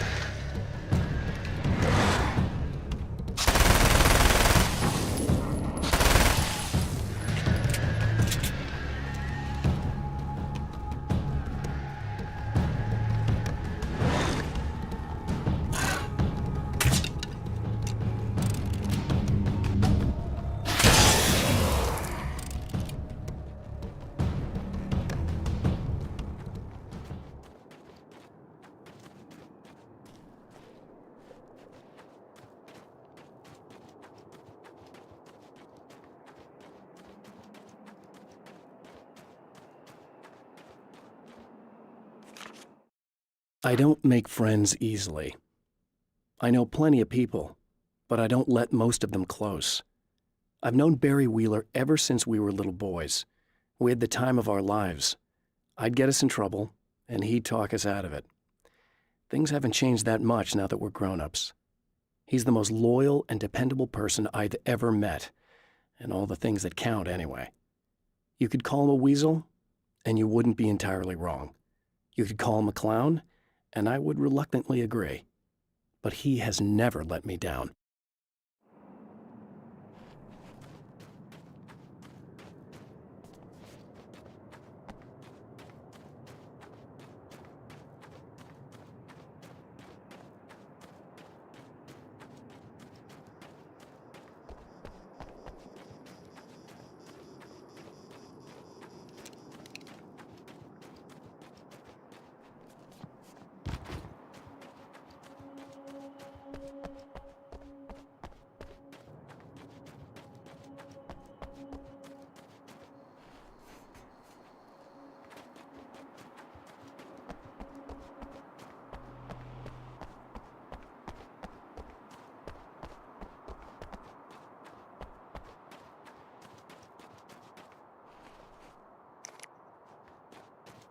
Emma? You here?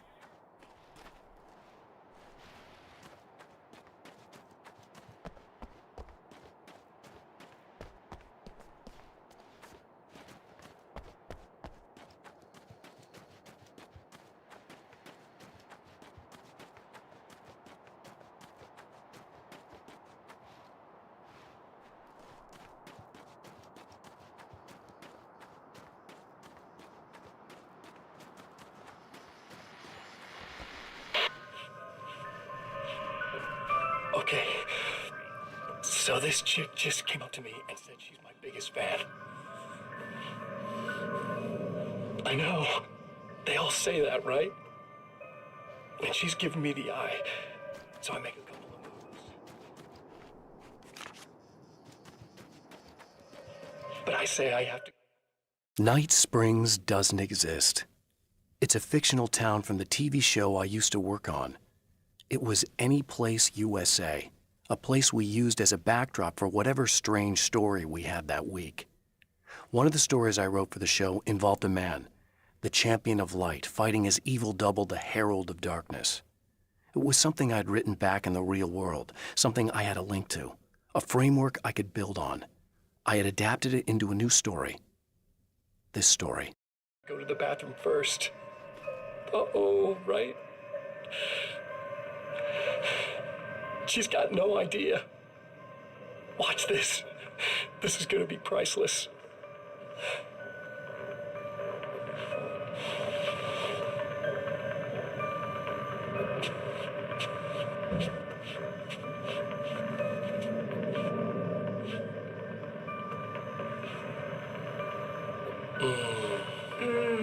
That's nice.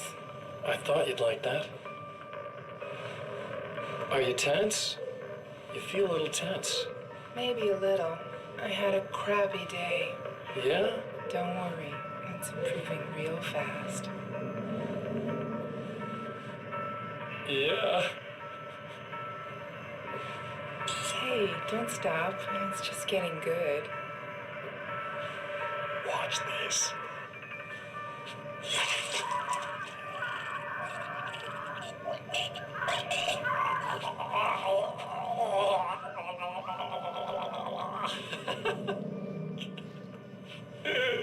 Yeah! Did you see that? Oh man! Did you see her? Boom! More than anything else, that's part of animals. It's in our nature to imagine, to turn fantasies into legends, to be storytellers.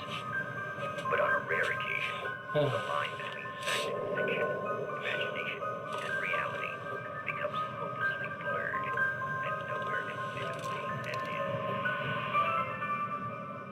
Night Springs.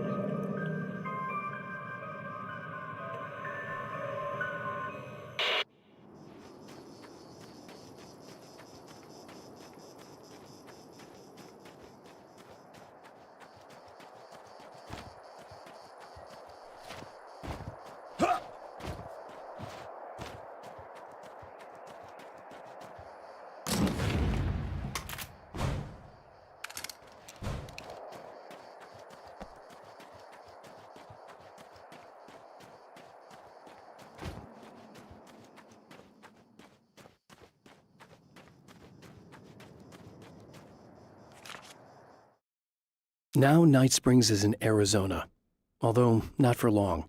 It's in Arizona because whatever the town that has become Night Springs is really called is located near one of the thin, worn places in the world where dreams and reality flow together and life is always a little strange. Perfect analogy for Night Springs. I can't return to the real world, I've tried, but I'm operating on dream logic, forcing the door open a crack so I can slip through. I can enter the strange little town of Night Springs. All I did was put it in Arizona for one night.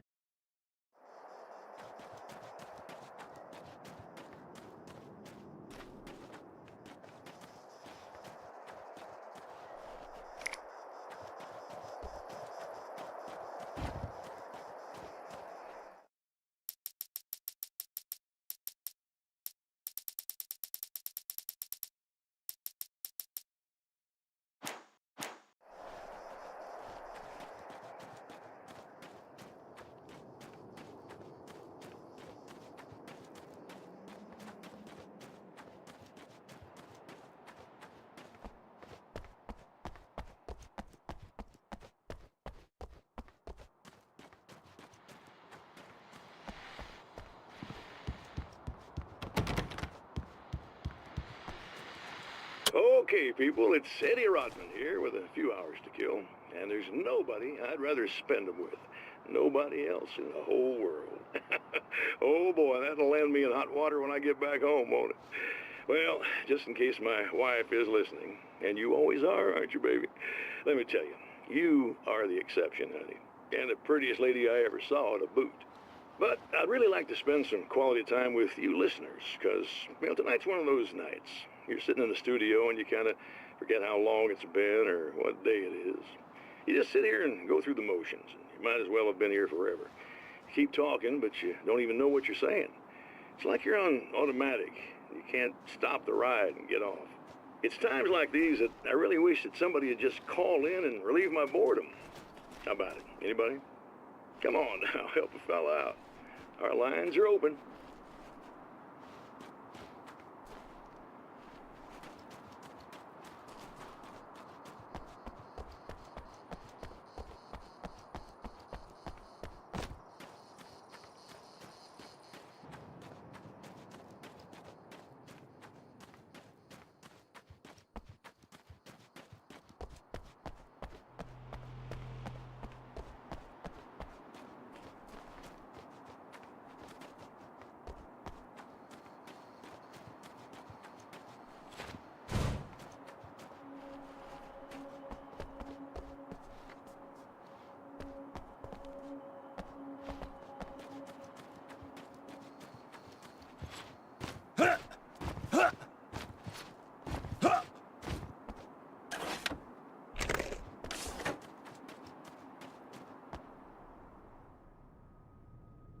Wow, it is you.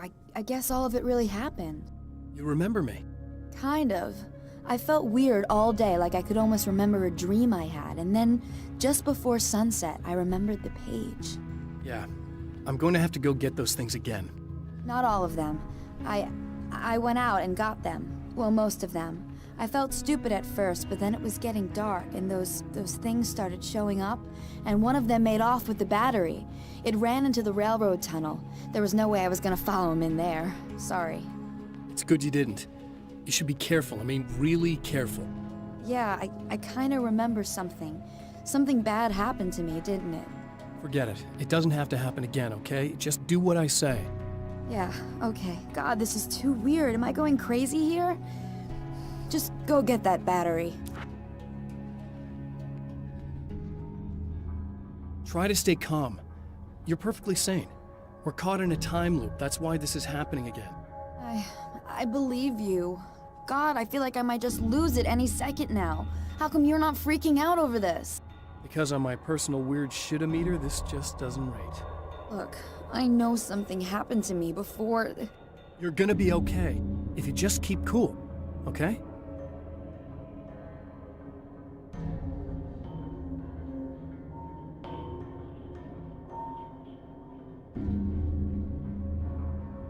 Thanks for getting this stuff for me. It's a big help. I hope so. Are you gonna make everything blow up at the oil field again? I have to. Well, whatever the hell else you might be, at least you're not boring.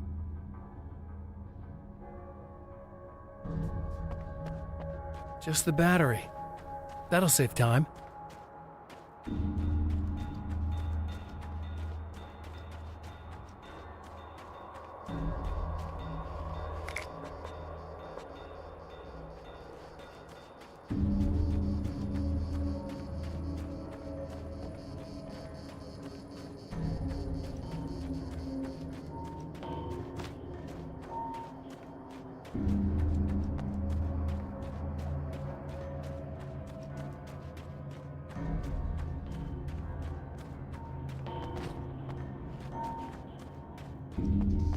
Well, this should be perfectly safe.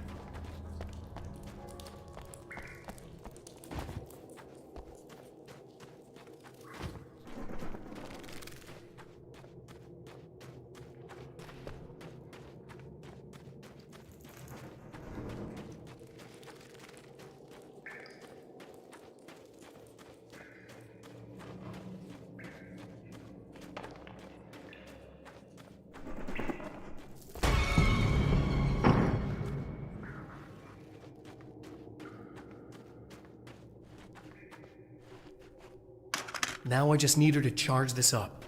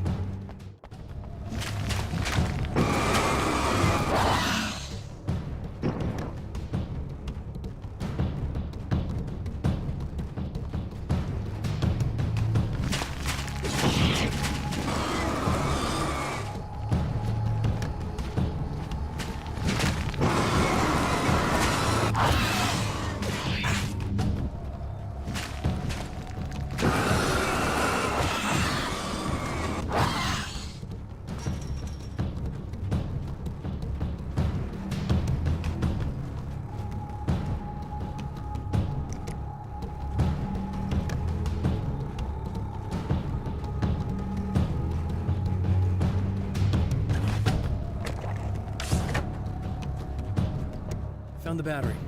Okay, I'll charge it. Here. Try not to get killed. Okay. I'm gonna take care of this. Try to stay calm. Look, what if you stay here with me, please? I'm sorry, but if I don't deal with this, no one else will. Ugh, yeah, I guess. It's just that this is getting really creepy. I believe this is real, but I don't understand any of it. I'm getting scared. I can't believe you're so calm. I get scared, but I've had a lot of time to get used to it. That helps. The guy who looks like me is the reason this is happening. I caught up with him, but he swept me back here. Back in time. Yeah, it's a trap. We'll be doing this forever unless I can break out of it. How are you gonna do that? I'm working on it. I came prepared, but things got kind of scrambled when I arrived. I'm tracking down the things I need. Yeah, well, feel free to climb back into your DeLorean or whatever it is you do.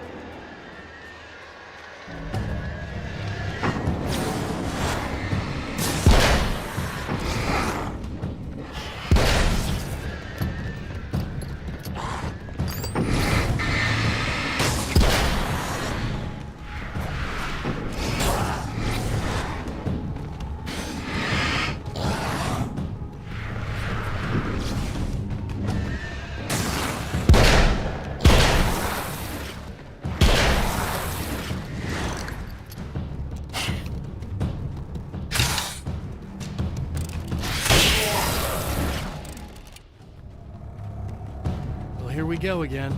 Better get ready to run.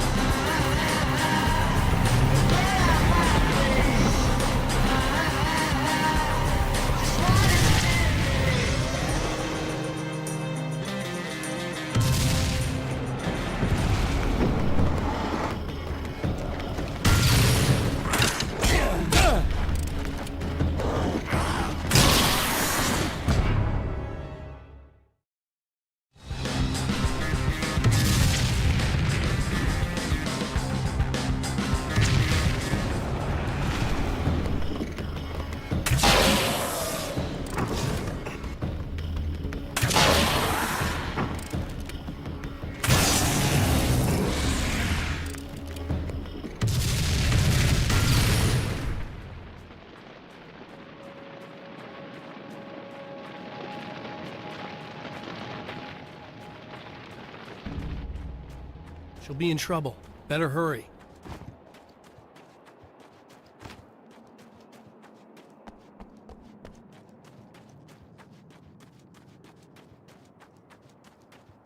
Emma! I'm coming! This is not the bad thing! Nothing!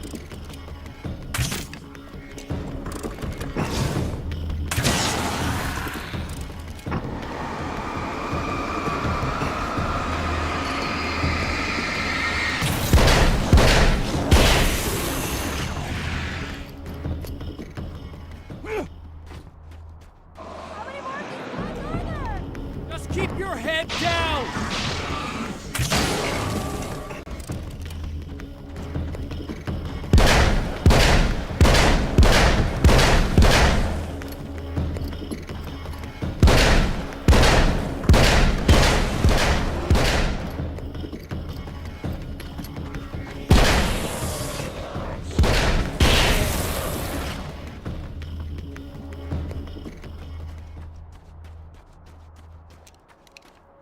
It's okay.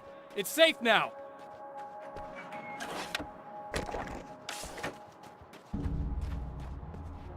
I got a really bad feeling about all of this. I'm gonna need those keys to the diner now. There's a motel key there that I have to get. Oh, hey, you don't have to do that. I have the motel master key. I work for the same company, you know. What's at the motel? Well, there's a dead guy. He's got something I need to get into the Mount Redtooth Observatory. God, that's awful. Hey, you wanted to know about the guy who looked like you, didn't you? The last time you said he had a party, but you didn't go. No, that's not true. I did go.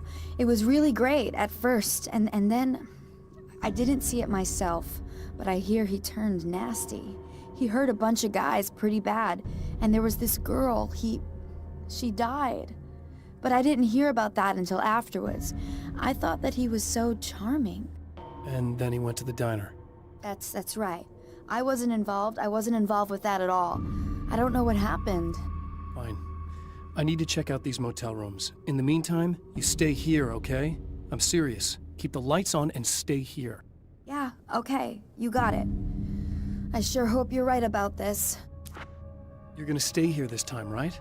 Because the last time I didn't, and that thing, whatever it is, happened to me. Yeah. I don't want you to get hurt again. Don't worry, I'm gonna stay put. I don't remember what happened exactly, but I learned my lesson. Good. It doesn't have to happen exactly the same way this time around. You proved that much when you went out and got those things for me. I think you're gonna be okay. Let's hope you're right.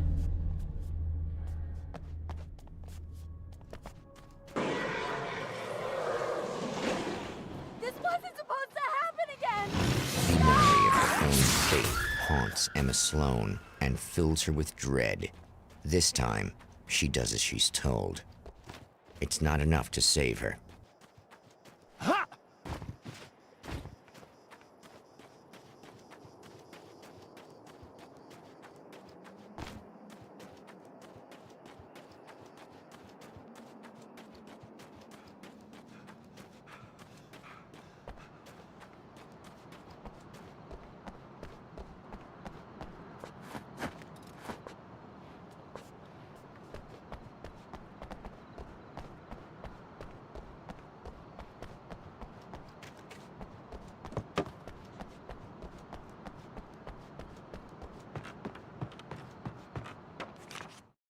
With all the herbs, crystals, and the rest of her New Age paraphernalia, Emma Sloan had been called a hippie and a freak and worse. It was that small-town mentality. She was a female mechanic, and even in 2011, there were always going to be backward shit-kickers who thought that was a hoot. She didn't mind. She could deal. She could take any engine apart, even the new ones with all the computers in them. Turned out that these boys were awful polite while waiting for her to put them back together.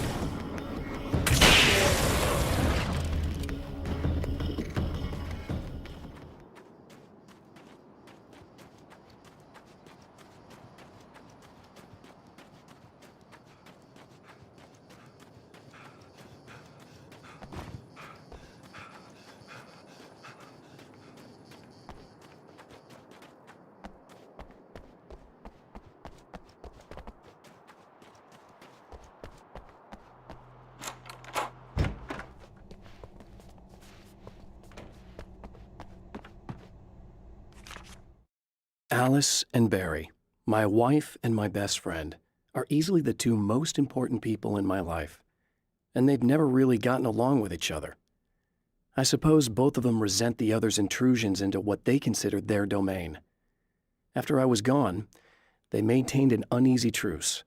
My book stayed in print, still selling, the licensing machine churned away. She was my wife and controlled the intellectual property. He was my agent and took care of the business. I wish they found more common ground than that.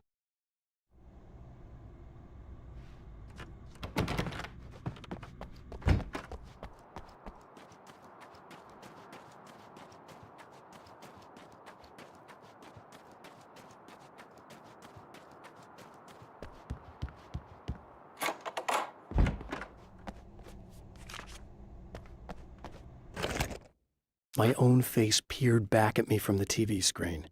For a moment, I struggled with the sensation of déjà vu. How many times have I seen myself like this now? And then there was that easy grin that never seemed quite as quick or natural on my own lips, the dark, malicious twinkle in the eyes. And I knew who I was looking at. As he pulled back and revealed the room behind him, my throat went dry. There was nothing I could do but watch.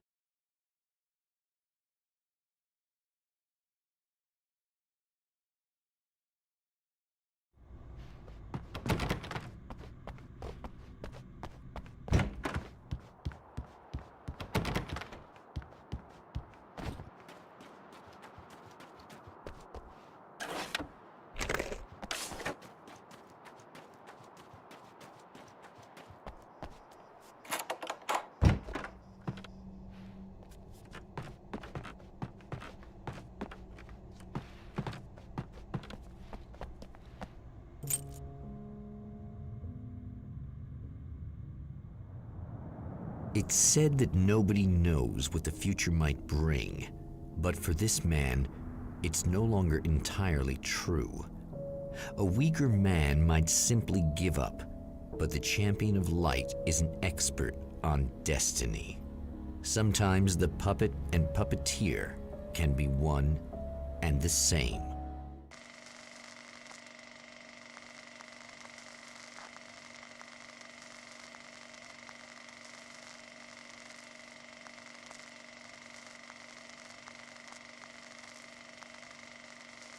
Mount Redtooth, its top littered with man-made eyes that stare into the endless depths of space.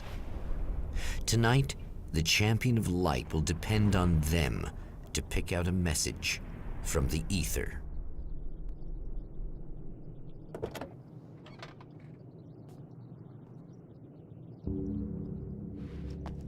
As history repeats itself, the man remembers the patterns. He knows that he needs the missing part for the telescope. I'd better find Dr. Meadows' car. That's where the camera should be.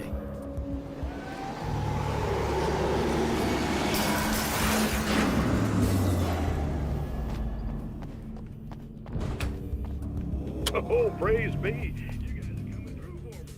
A pretty little light started blinking on my board here, and that means there's a caller out there. You know, when the hours stretch into eternity like this, it feels like I'm stuck in a rut and just the same endless night over and over. I feel genuinely breaking the monotony.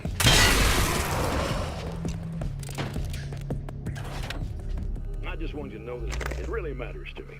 Caller, you're on the air. You suck, Eddie! Did you know that this is my dream job? True fact.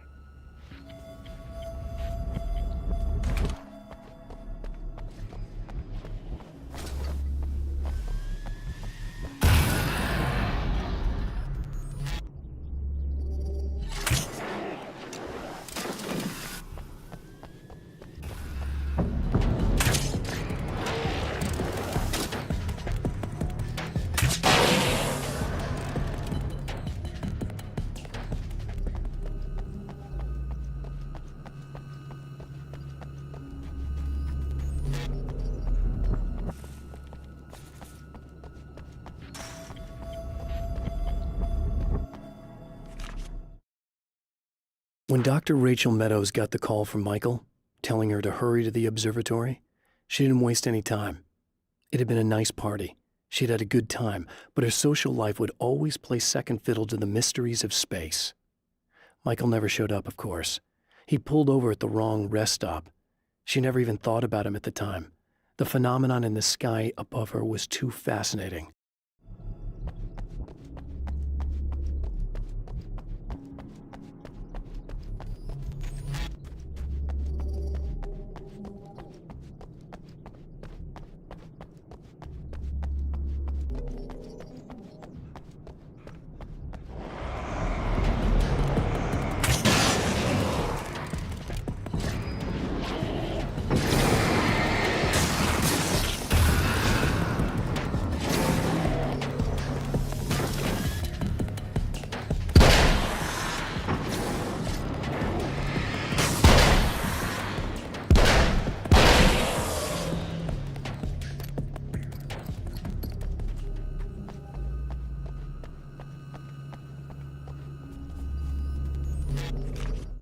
There are places where our world is worn thin, and another reality brushes against ours.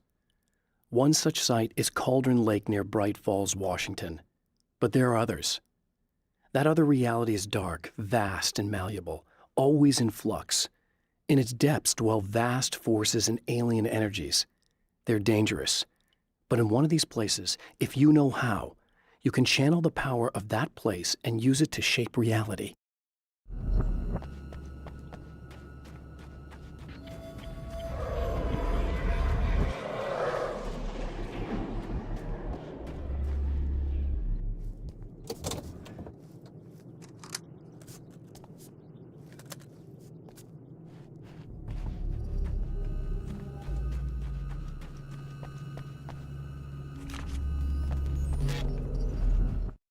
The darkness rose from the depths of Cauldron Lake and took Alice.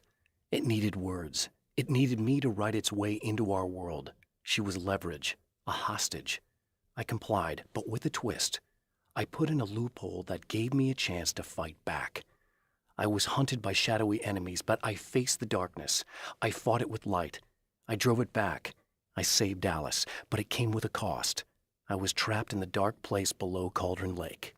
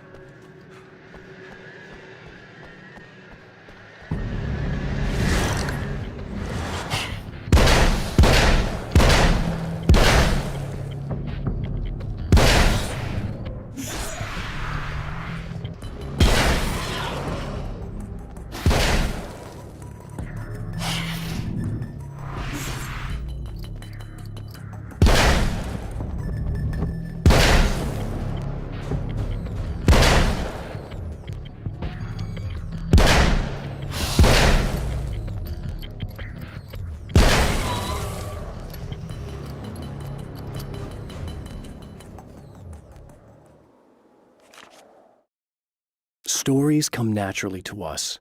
We can't help it. There are many different worlds, many competing realities within our heads, fueled by books, television, even barely remembered childhood tales. There's an endless supply of fictional concepts more familiar to us than anything or anyone real. We have a far greater connection to the fictional characters we know and love than the random people we pass on the street. Our destinies and inspirations are shaped by lies, myths, and fables.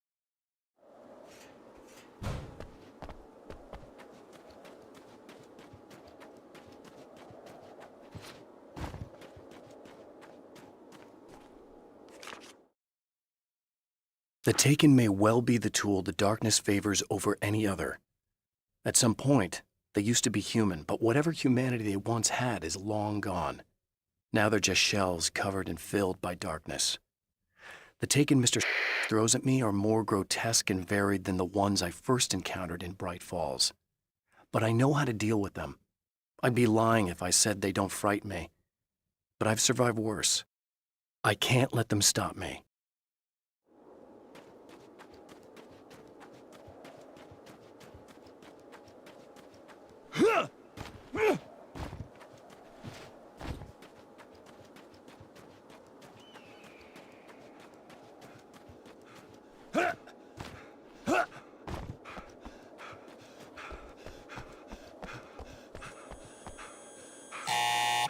It's you! How dare you! No, wait. It isn't you. Is it? I suppose you'd better come in. I'll unlock the door. Thanks.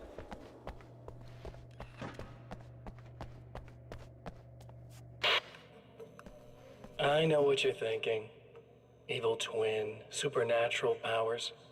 But most of the time, I just like to keep things basic. I want you to understand that.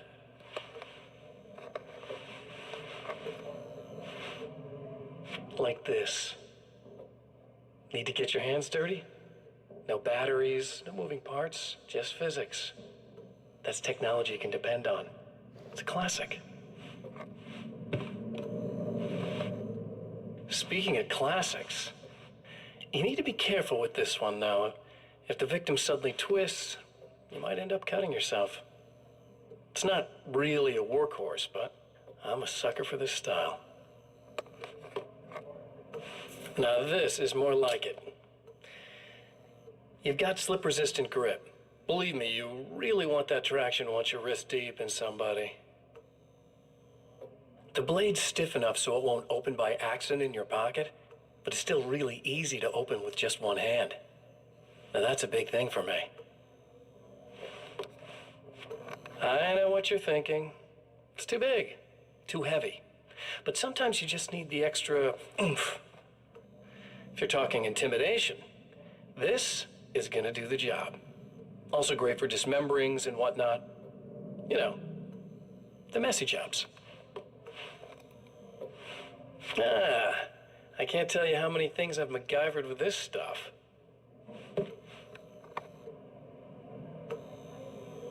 Okay, now, guns. Not a big fan.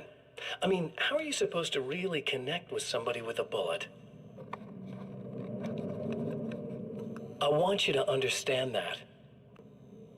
I take pride in what I do. We can't both be worthless hacks, can we?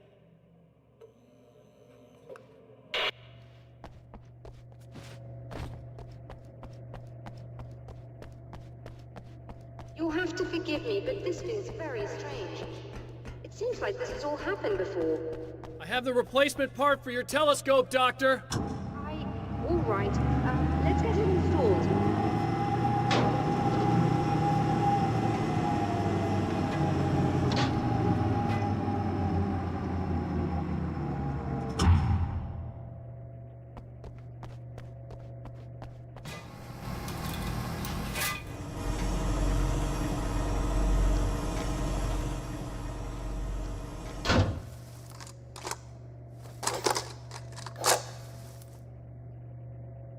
I think we can give this a go, although I have this strange feeling that something will go Don't start wrong. it up yet. There's a problem with the coolant system. Yes, that's right. I remember. All right, let me think. If they're sabotaging it, they'll be at the primary coolant pipe outside. If you can secure it, we should be ready to pick up the signal. That is why you're here, isn't it? Yes, it is. I'll take care of it.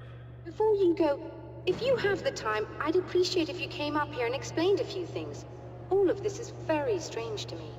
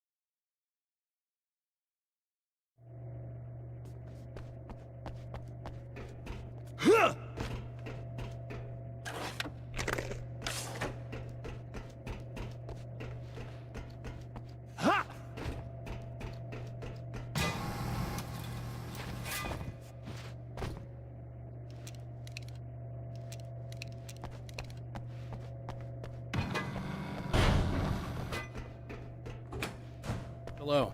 I don't quite know what's going on, but I seem to remember having had this encounter before.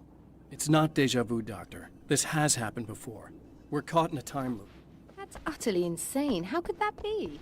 I can't really explain it. I suppose I could call it magic. I don't believe in magic. Neither do I. But I can't argue with what I've experienced. Listen, what matters now is the signal. The last time we only caught a part of it. I need the rest of it. Whether you believe me or not, you want to look into this as much as I do, right? Yes. All right. I realize that you have trouble believing this. That's an understatement. I can't deny that what you say resonates with me on some level I don't pretend to understand. But for all I know, I'm simply delusional. But it's not just you. I've experienced the same thing as you. Doesn't that prove something, at least? Maybe.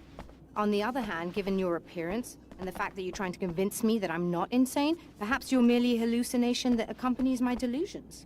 You're not having a psychotic episode, Doctor.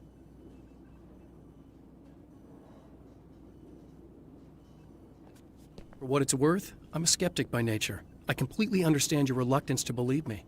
There are people caught so deep in their psychosis that they retroactively manufacture memories and beliefs that conform to the situation at hand. Sure, but you have to stop second-guessing yourself at some point, if you want to get something done.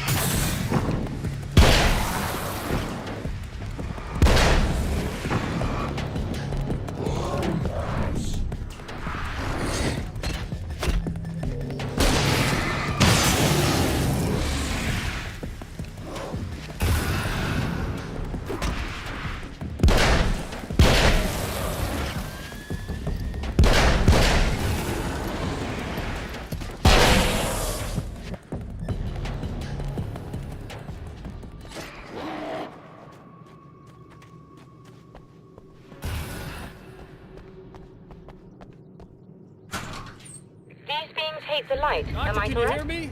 I think we're good to go. Turn on the lights and secure the area that way. All right. I'll start looking for the signal. Please, head back.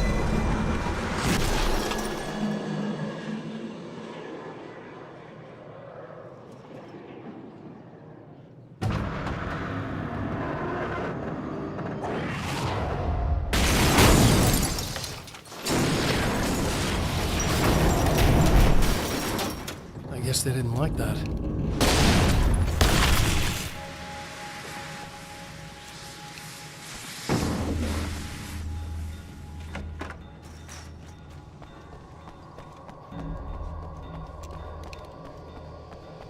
Whole damn mountain's trying to kill me.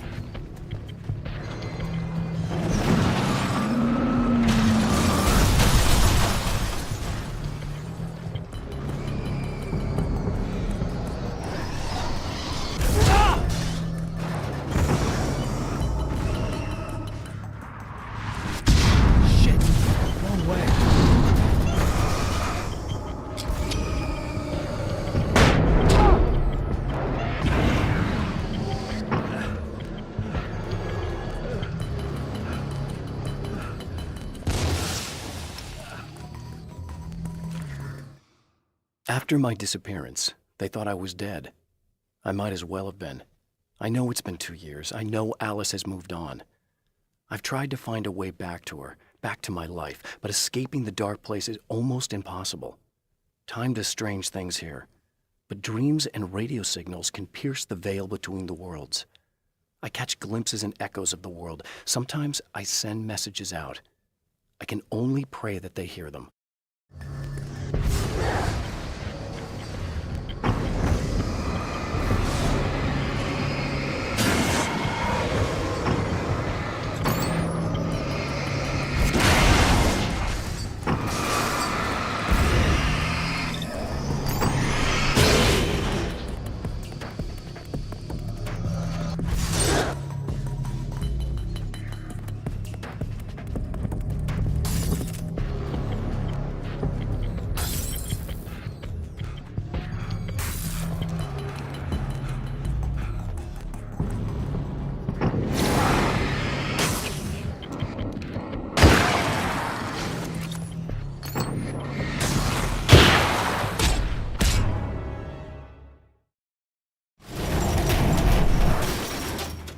guess they didn't like that.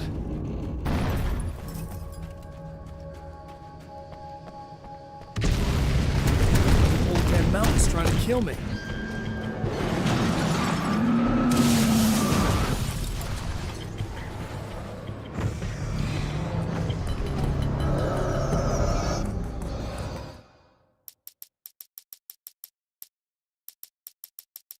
After my disappearance, they thought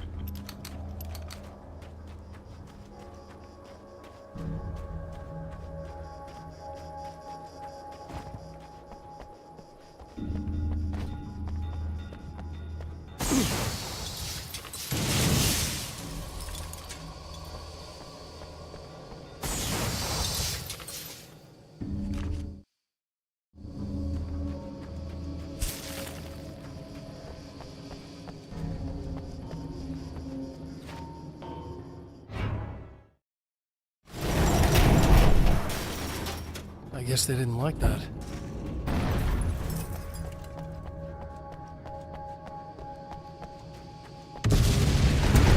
Old Man Mountain's trying to kill me.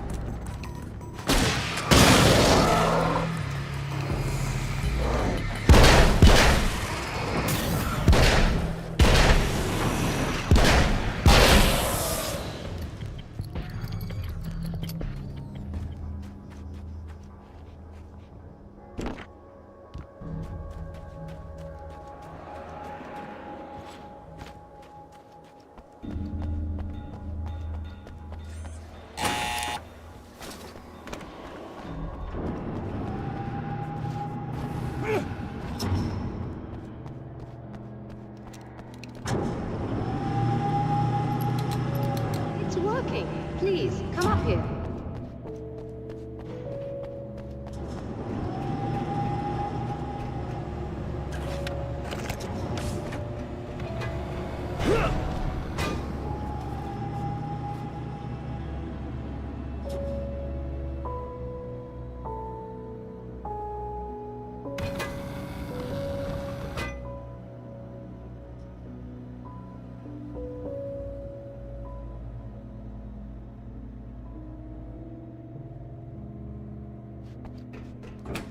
Find the signal?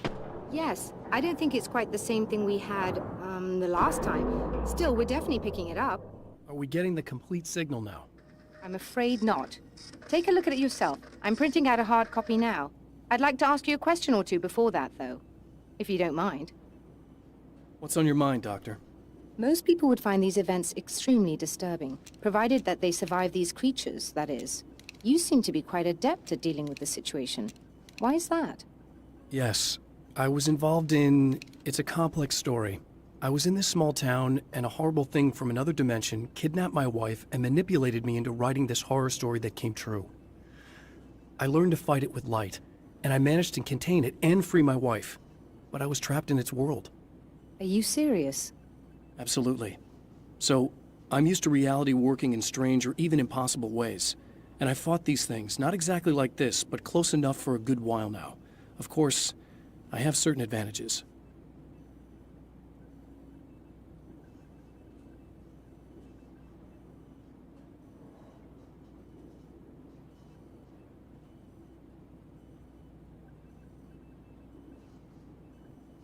Was there anything else? What did you mean when you said you have advantages? At the risk of sounding like a lunatic, reality is much more fluid than people think. It can be influenced. I didn't take you for a mystic. I'm not. I'm a writer. And under certain conditions, I can, for lack of a better word, rewrite reality. Change things. That's absurd. But it works. Assuming I believe this, why don't you simply, I don't know, write yourself some superpowers? It's not quite that simple. You need to follow certain laws of drama, I suppose. You need to think about consistency and symbolism. Often what you write isn't anywhere near as important as what you imply. There are things out there that will take advantage of your mistakes. You really believe in this? Don't look at me like that. You've experienced some of this yourself. I will gladly admit that something exceedingly strange is going on. But this idea that you're somehow altering reality with your writing is ridiculous. You're essentially saying you're controlling my actions. Leaving aside the rational arguments against this, what gives you the right? Well, it's more like having a destiny. A path you're on. You're not aware of it, but there it is. If somebody changes it, what difference does it make? It's what every writer does. If you write something that affects one of the characters, they don't really know about that. I'm not a character. Are you saying that it's all right to take advantage of someone if they aren't aware of it? Look, all I meant was that if you're genuinely making all your own decisions, and those decisions lead to whatever destiny you have, what practical difference does it make? I suppose that depends on whether our destinies are determined by things like physics and probabilities, or natural reality, which is presumably neutral and impartial, or by some kind of an intelligence. If it's the latter, that intelligence makes choices based on some criteria.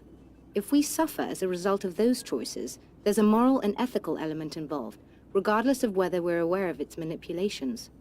Wouldn't you agree? You're taking this very well. I thought you'd be hangry. I suppose I would be if I thought you could actually do this. Another printout. Another signal fragment. The message is still not complete, but it's another piece of the weapon he has built against his adversary. Mere words on a piece of paper, but in the right hands, they will hold back the darkness.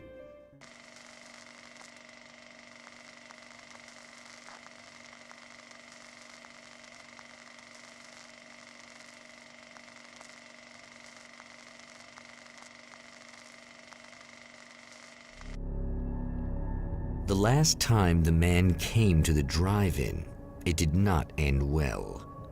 He hopes to avoid that fate this time. He hopes that what he has brought with him to this place is enough.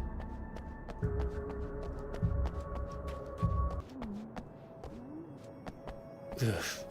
Serena's probably out of her mind again. But I'm gonna need that key so I can get the power back on. Ha! Ha! Ha! To change the world, you must craft a blueprint for the new reality. Any work of art will do, as long as it's a genuine act of creation. That's what the energies of the dark place respond to. The results may be subtle and perplexing, or far-ranging and momentous. My area of expertise, the written word, gives much more precise results than music or interpretive dance would, for instance. But words can be extremely dangerous.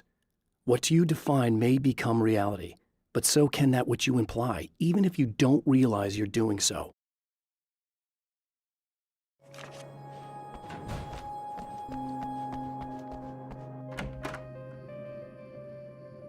You again? I'm really just here to get the keys so I can get the power back on. Do you want to hold me down? It's okay. I know you like that. Yeah, I'll just grab the keys. I could be like your wife, little wifey, waiting at home for hubby. Or you could be the mailman, or the neighbor. I'm already married to someone who isn't crazy, thanks. I'm just gonna go and get the power back on. Aww. Look, I may or may not be back. I have the access code to the booth already, so once the power is on... You should totally come see me. We could have fun. You know. We'll see how it goes. You should sit down or something. Try to stay calm. I don't want to be calm. I want to be nasty. I want to be nasty with you. Yeah. Okay. You could do anything you want. You can use my... Let's not even go there. I was hoping that you'd remember more, but I guess that was too much to ask.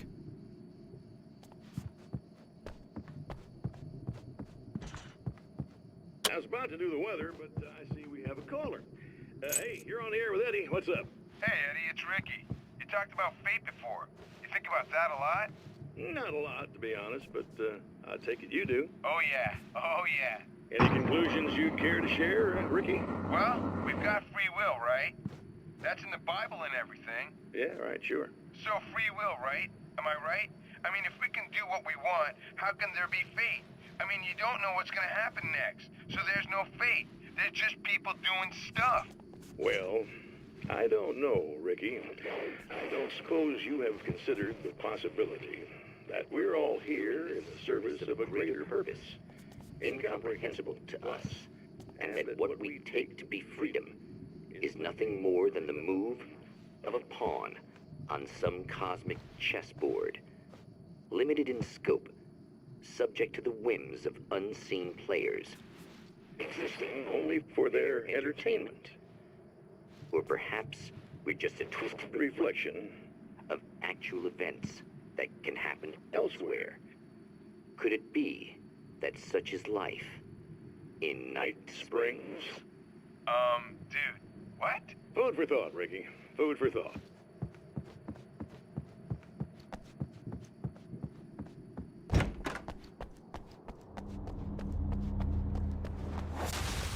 Are you getting it yet, genius?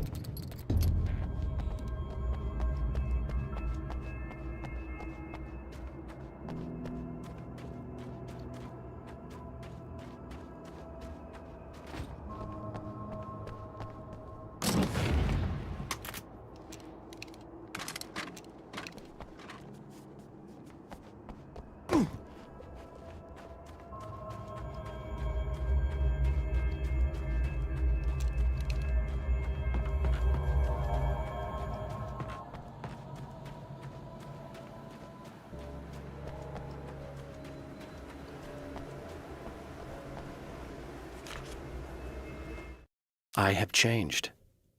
I know who I am now. I know that I can write my own fate. Bright Falls taught me that. I know that indulging my weaknesses, giving in to fear and complacency will only drag me down. The Dark Place taught me that. I'm no Zen master. I've not attained enlightenment. But I have learned to let go of the things that I don't need. I know that without that balance within, I become my own worst enemy. Now I strive for equilibrium, and with that, I'm strong enough to get where I want.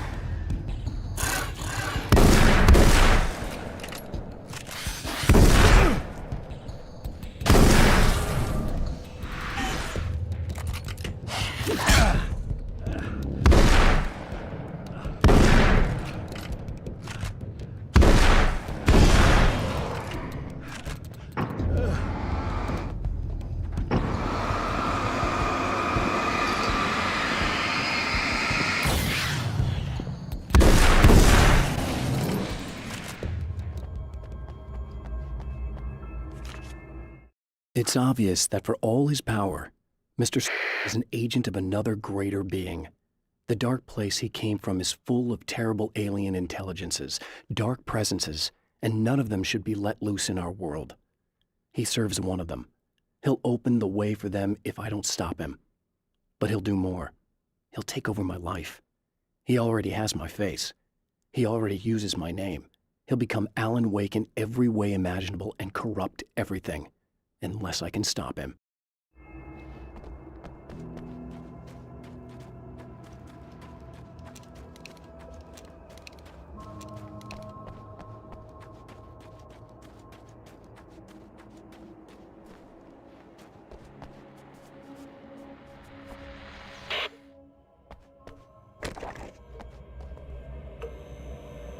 I want to talk about Alice.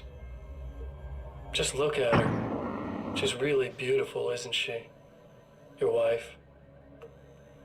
Well, our wife, really. Just my wife soon. Don't worry. I'm not gonna treat her like the others. She's special. If I wanted her dead, she would be. I've been around for a while now. So talented. You haven't seen her new work, of course. Oh, it takes my breath away. Really, she's that good.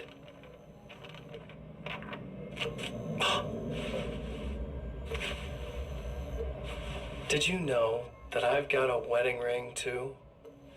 We're that similar. She's seen me a couple times, you know.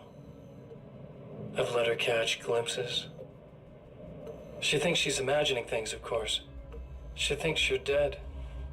It might as well be. I mean, even if you manage to keep surviving, you'll be in my trap forever. So I'll go to her. It'll be an amazing moment. Oh my God, you're alive. I'll be the good, loving husband for as long as I can stand it. She'll love it. And then, one day, somehow, it'll happen. Maybe I'll slip up, she spots something, or maybe she just starts running her mouth. And then, I'll do it.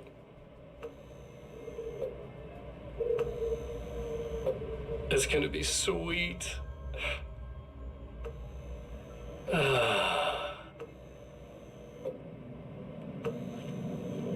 My darling wife.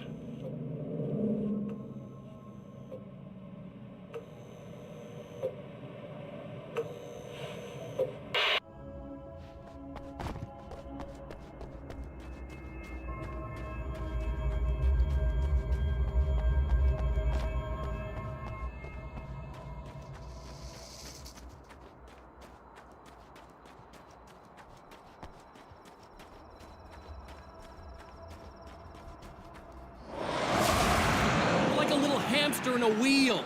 Go ahead and keep running for all the good it'll do you.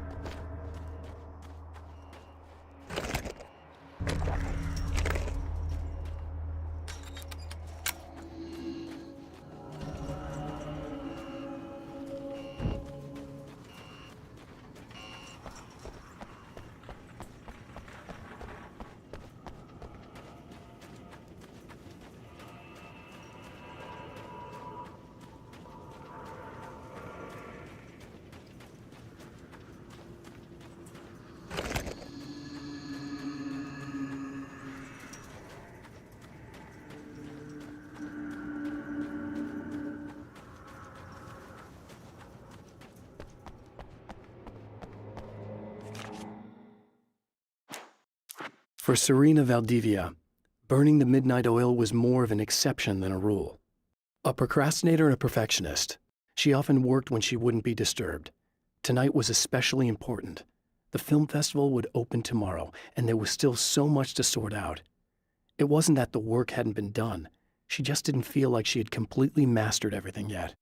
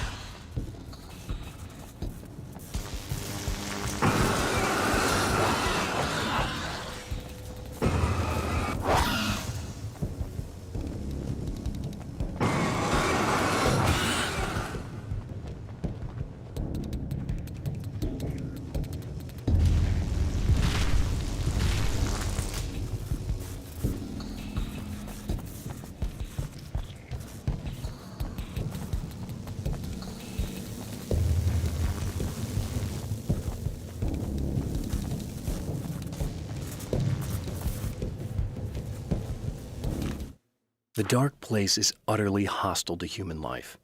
It eats at your mind, wants you to succumb to madness. Your own thoughts can turn against you.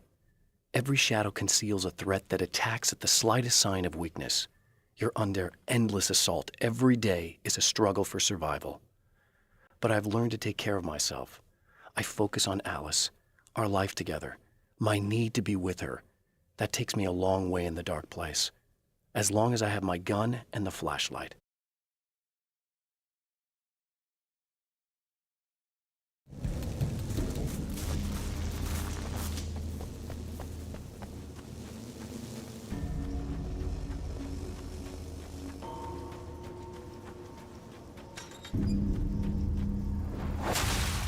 If you die, you lose. If you quit, you lose. If you make it to the end of the loop, you still lose.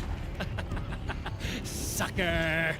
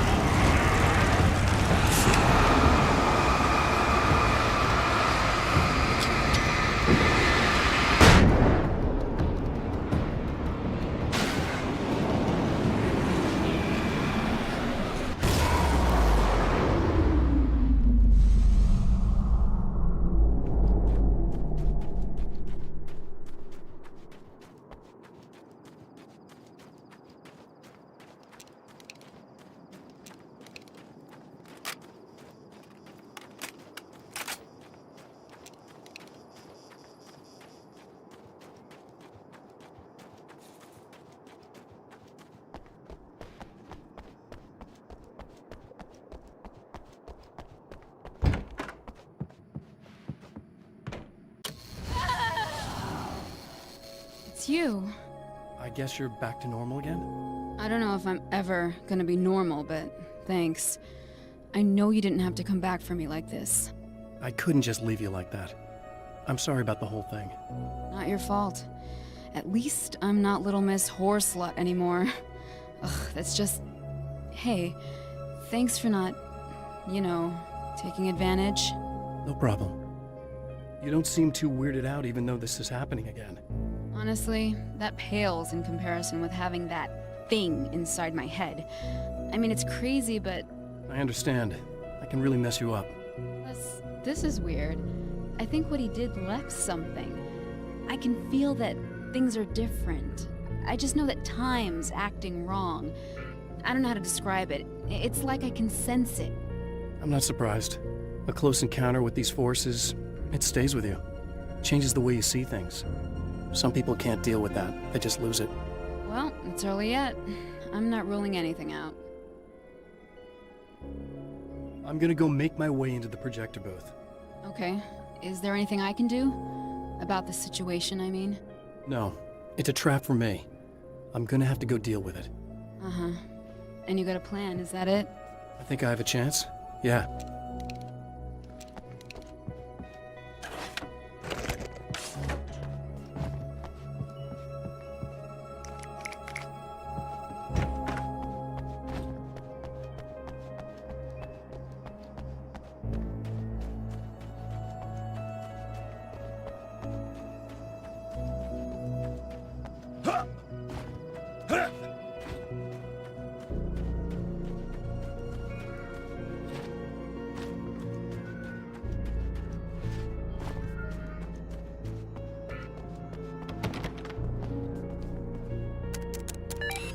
The Champion of Light knows that the time itself is about to end.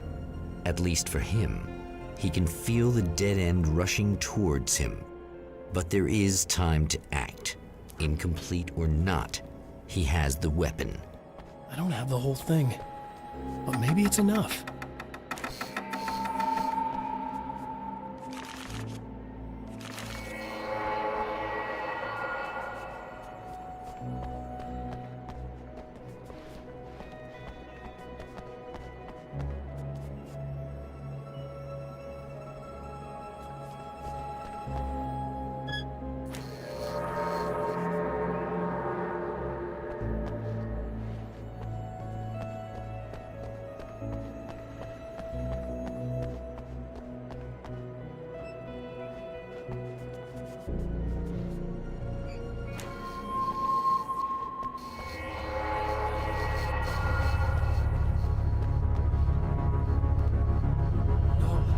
Not enough!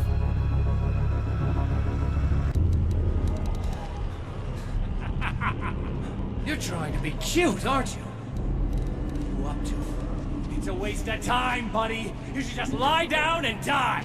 Let me take over. This is the only thing you've got coming to you. From here to eternity. No matter how many times you come back.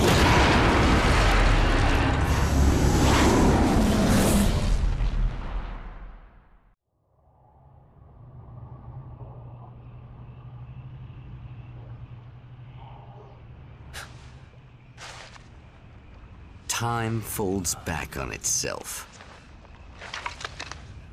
Again, his senses scream as the very impossibility of what is happening assaults them.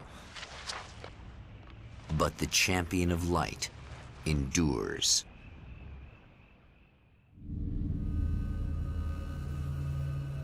Each time he gets a little closer.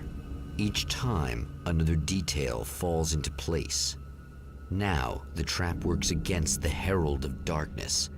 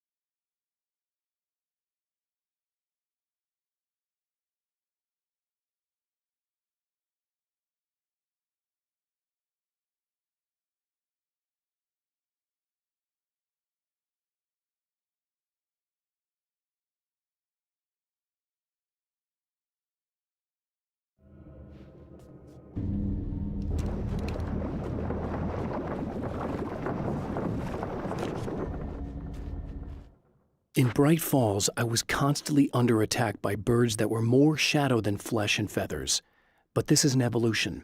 Some of the Taken were actually capable of turning into a flock of birds to escape my attacks and turning back into human form to make surprise attacks.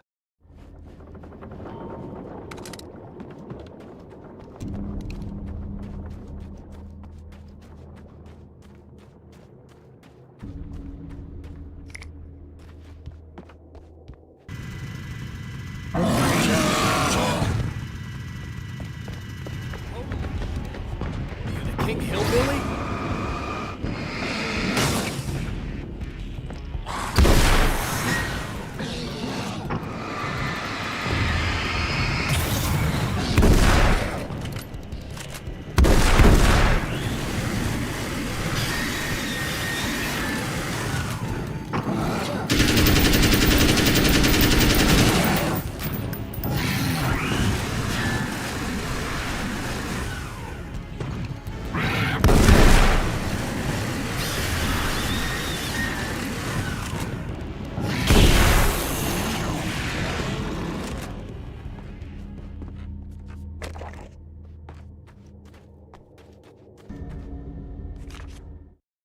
Thor and Odin Anderson, old gods of Asgard. I still don't quite know what to make of them. I know they used to be rock stars who modeled their stage personas after Norse gods. I know they're old. I know that in their day they fought the darkness as I do. I know they're demented and insane, ravaged by age and self-abuse. But there's something in them, something powerful that took hold when they were touched by the powers beyond. A thing that goes far beyond just stage names. Something godlike.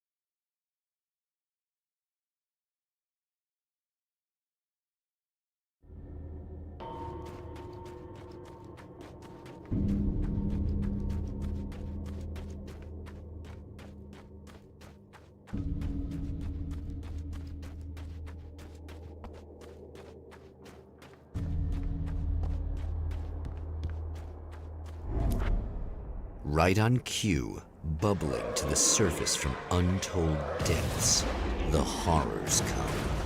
The emerging monsters do not expect the warm reception that has already been prepared for them.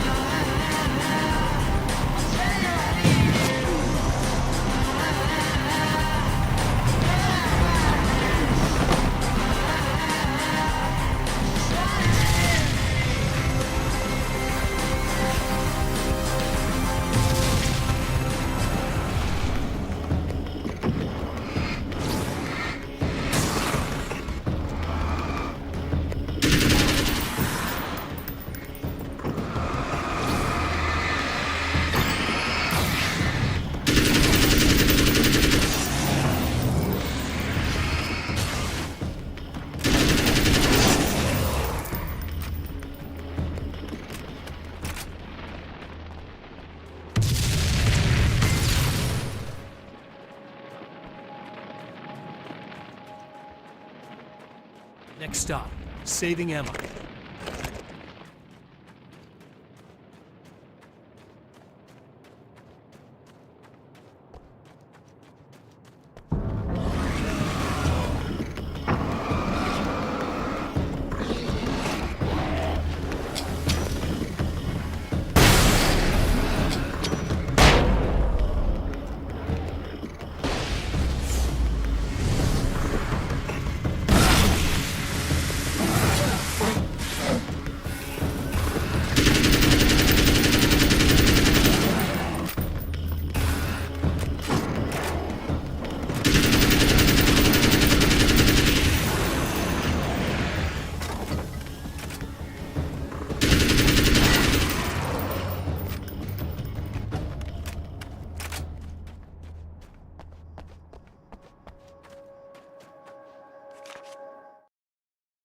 Getting the Andersons into the recording studio was a struggle and a half.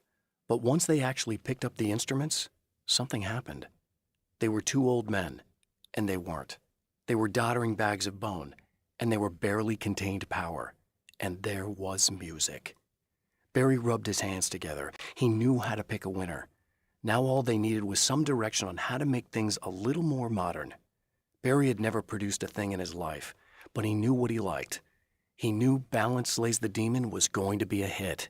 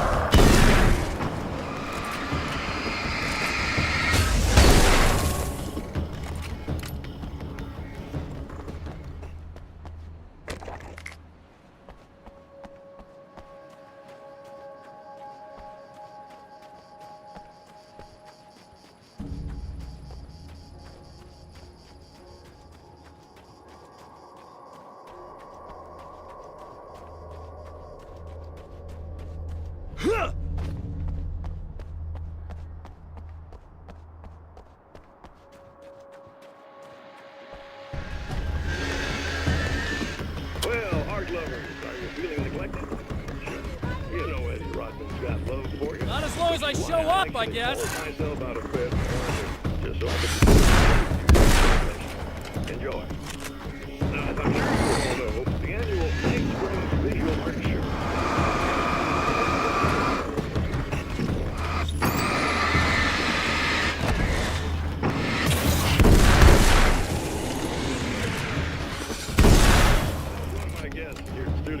Serena Valdivia. She's a curator at the Night Springs Gallery of Visual Arts, and she's in charge of the NSVA Film Festival, held this year at the old Night Springs Drive-In Vicksburg. Hello, Eddie. It's great to be here. And let me just say that it's a wonderful venue. Absolutely. And with her is one of the filmmakers, somebody who's actually primarily known as a renowned photographer, Alice Wake. Hello. Now, Alice, I've seen a lot of your work over the years. It's very impressive. My wife's a big fan of you. Oh, it's clear now. You've gained quite a bit of fame as a photographer, but that's not why you're here, right? You actually have a film. That's a little surprising. For me, too. I really wouldn't be here at all if it weren't for Serena. You two are friends, I take it? Yeah, we move in the same circles.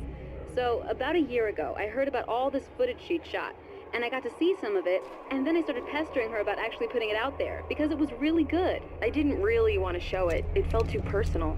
Well, yes, I can understand that. It features your husband, and he's, well...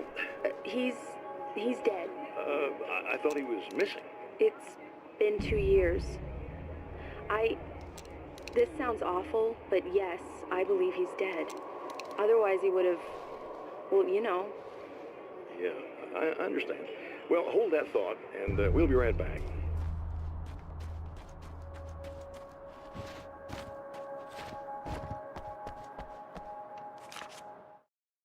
I have seen the darkness twist flesh into new shapes before, but encountering these giants is an extremely disturbing experience. It's as if the genre has been switched on me. There's something out of Pulp Fiction, twice as tall as normal men and stronger than forklifts. Their lumbering gait and slow-witted demeanor brings to mind some kind of mean-spirited caricature of a feeble-minded hillbilly.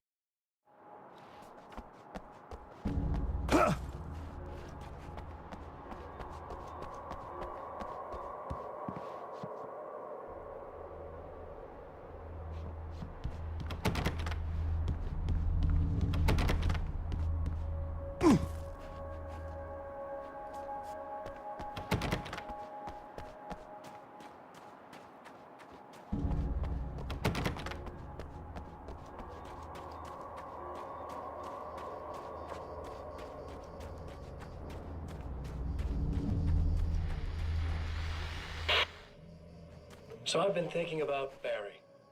I don't know what to do about him yet. I mean, I'm not gonna keep him around, that's for sure. Al? Al! Ugh, little parasite.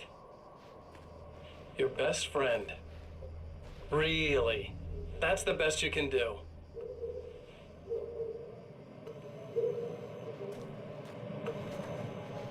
I actually kinda like the guy. He's a plucky little butterball. He plays the clown. That's a hard road to take. But I don't need him sticking his fat face in my business. Did you know he's been hanging out with the sheriff from that shitty little town? They keep in touch. Barry's about the only guy who insists that you're not dead. How about that?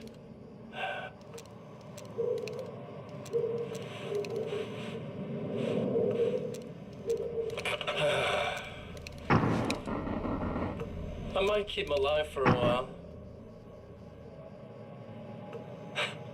Just to see him go to pieces when I fire his ass. Yeah. Yeah.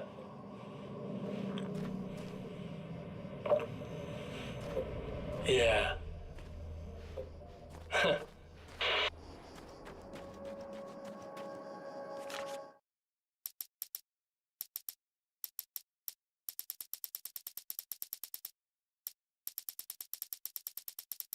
Emma wasn't sure exactly when the man arrived at the motel, but from what she could tell, the party started almost immediately. It was infectious, spreading from one room to another. He was mercurial, almost as if he was flickering through the scene, telling a joke here, throwing an insult there, oozing sex and violence and excitement. She had never seen someone like this before. He looked at her and smiled, and she felt her heart flutter a little. She knew he was the kind of man mothers warn their daughters about, but she told herself it didn't matter.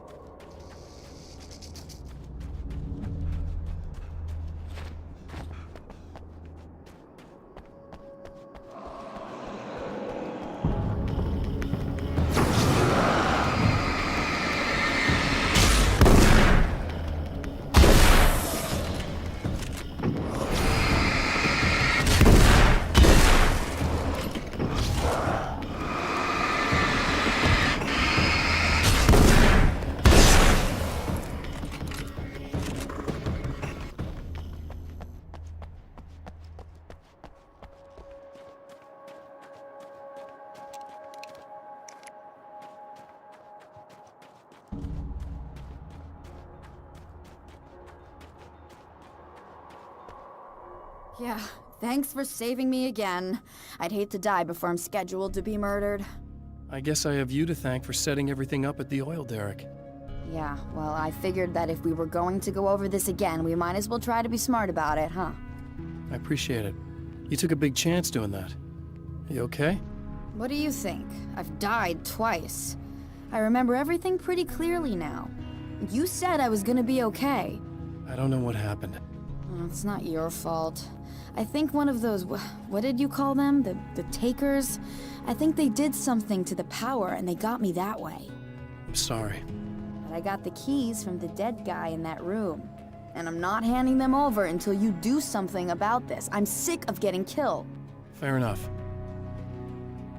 You seem calmer now. I tried freaking out. It didn't do much good for me. I guess you get used to the craziest stuff. Good for you. Plus, I figured I'd take the edge off, you know? Mm-hmm. Those herbal supplements are pretty good, huh? Oh, yeah. I wanted to try to explain things to you now since you're calmer, but maybe this isn't the best time after all. Oh, shit, yeah. Better not get all metaphysical on me now. Seriously, I'm like 2 sentences away from thinking how we could all be like atoms on God's skin or something. Or figments of somebody's imagination? Wow. I'm just gonna try to chill out and not think about that or getting murdered or anything, if you're cool with that. Gotcha.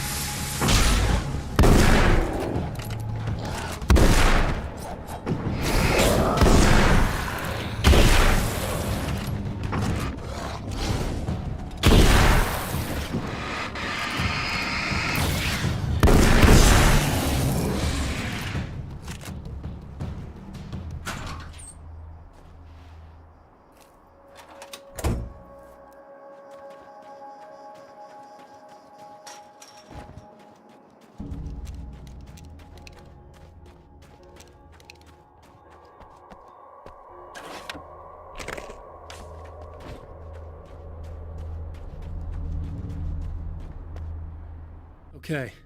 I really don't think they can get to the power now. Thank you. That's a relief. Here's the keys that you needed. Thank you. Hey, I have to tell you, at the diner, I went there with him.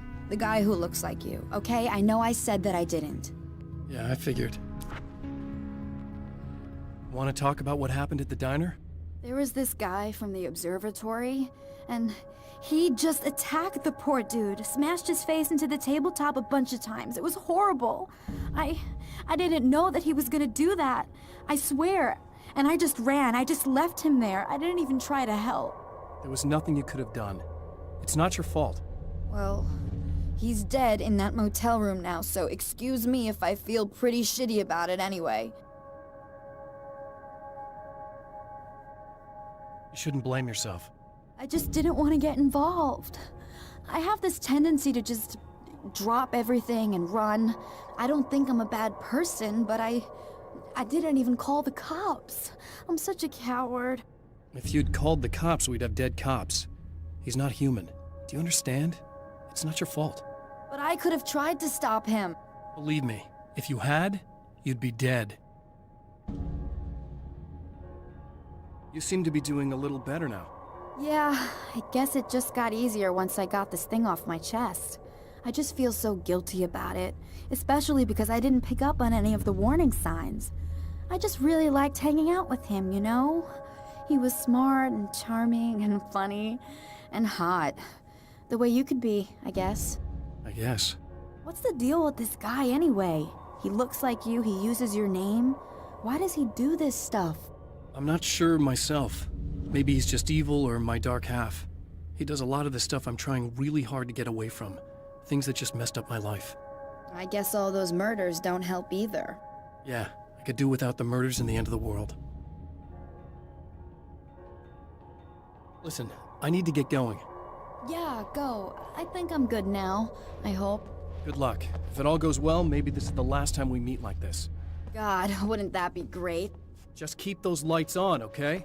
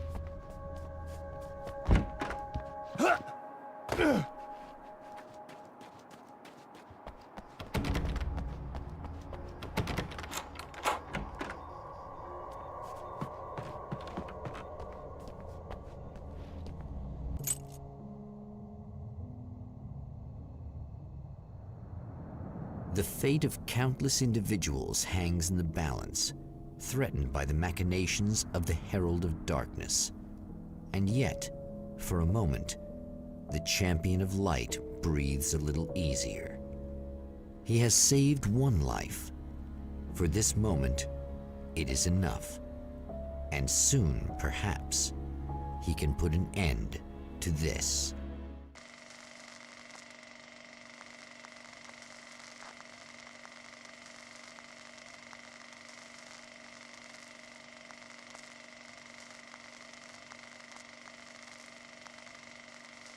Returning to the observatory for what he hopes is the final time, the man feels anticipation and dread in equal measure.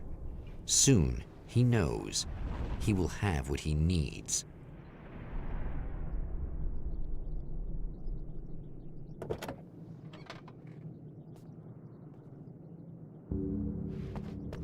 Hello, I was expecting you. I've already taken care of the imaging array, but you should still look into securing the primary coolant flow.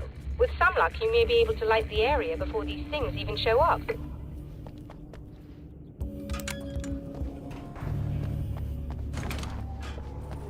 Thanks for tuning in for the second part of the interview with Serena Valdivia and award-winning photographer Alice Wake. We were talking about your husband, Alan Wake. Is that a sore subject for you? Well, a little bit.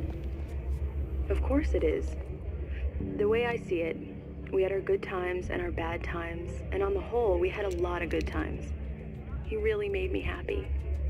I don't mind being reminded of him. So you're over him? I don't know if I'll ever be that, entirely.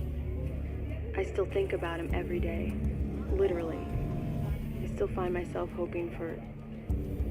Well, sometimes I think I see him just standing somewhere, watching me. I think most people who lose someone they love experience things like that. But on the whole, I'm doing all right. 2 years is a long time to adjust, and I'm not really the type to wallow in the negative. Well, I know there are a lot of stories about Alan. He seemed to have something of a wild streak. That's not really what our show is about, though. Look, all that stuff really gets blown out of proportion. He had his problems, but it's really frustrating for me because people like to talk. They love to tell these crazy stories, and they never really knew him at all. Well, the character he created, Alex Casey, is a household name. The books still continue to sell. There's been talk of a TV series, a movie, a video game. Must be nice to know that his work is still being appreciated by so many readers. Yes, of course, but I don't really deal with the business side. I leave that to Alan's agent. That would be Barry Wheeler. Actually, I just interviewed him. He's currently in the music business. Mm-hmm. And he's also Alan's best friend. Do you two keep in touch? We talk regularly. Like I said, he handles the business side. I think we should talk about her film. Yes, of course, you're right. I'm Eddie Rodman, talking to Alice Wake and Serena Valdivia, and we'll be right back.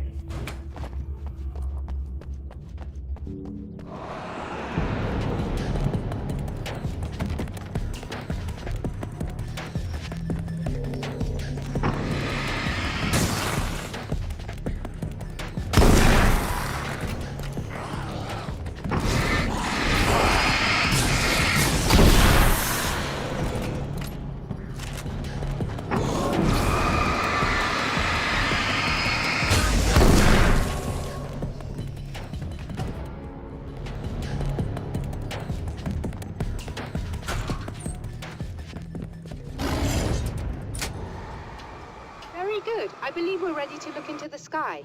Be right there, Doctor.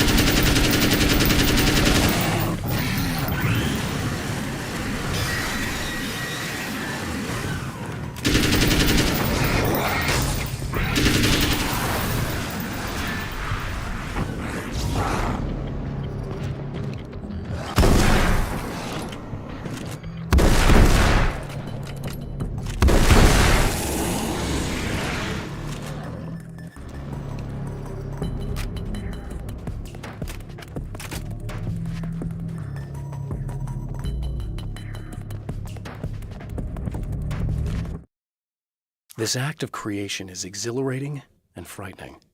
Subtext and symbols loom eager to take effect. Causality and consequence become domino chains that stretch into infinity. The more fundamental the change, the more unpredictable the variables become. Reality is too complex to control completely. Ordinary questions become meaningless. Who created who? What is really real? Everything is as real as everything else.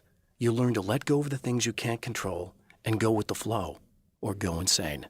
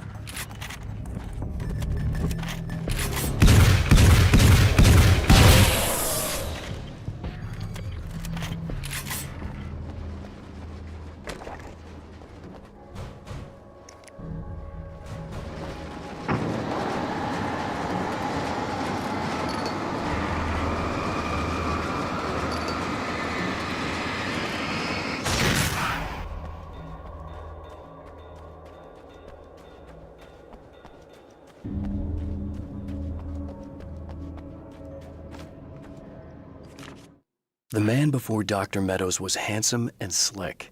He moved with lazy confidence and didn't bother to pretend that he wasn't staring at her. She didn't mind, at first. Then the man flicked open the knife and shoved her out of the control room so she wouldn't hear the signal, whatever it was. Outside, she pulled her lab coat closed and thought about running. She didn't. She didn't think she'd get very far. Not from him. She never was entirely sure why he spared her.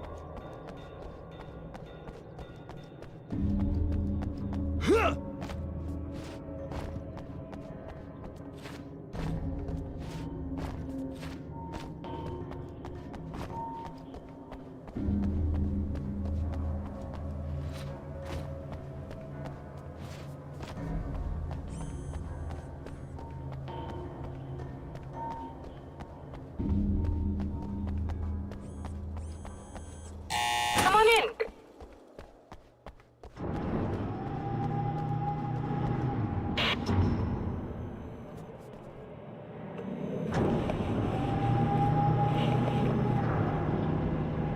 This is what you look like. Does that bother you?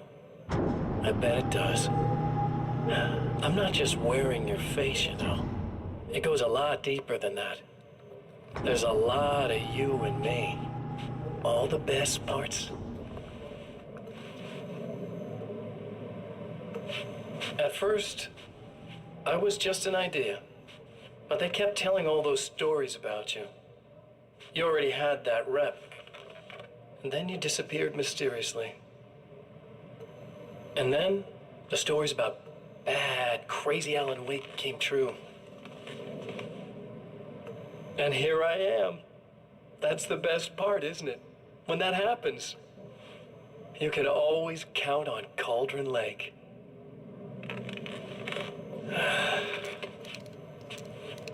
I'm just as good as you are. And I'm the improved version. No fears, no doubt, no weaknesses, no self-deception here. I don't let anything drag me down.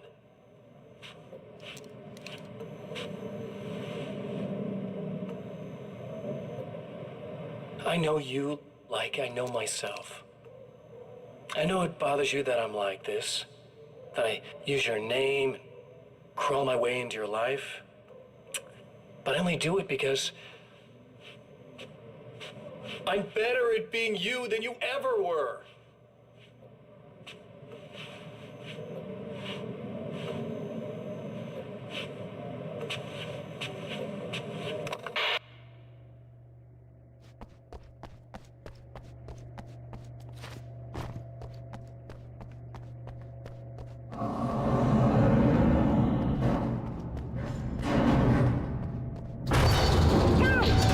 to protect the telescope or we can't...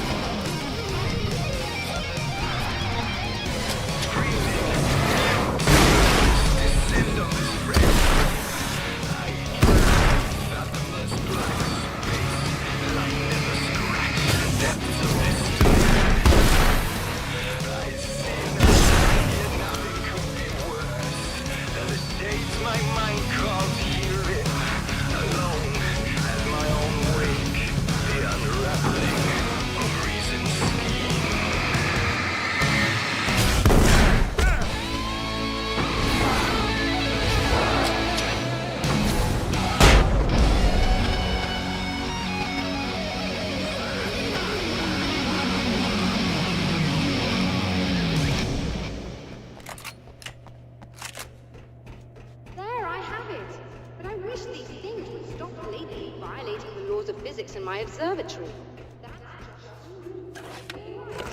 I'll live. I'm glad. I'll send the lift down to you. I remember our previous encounters very clearly now, but technically, if this really is a loop in time, I don't know why our awareness persists, but it's bloody fascinating.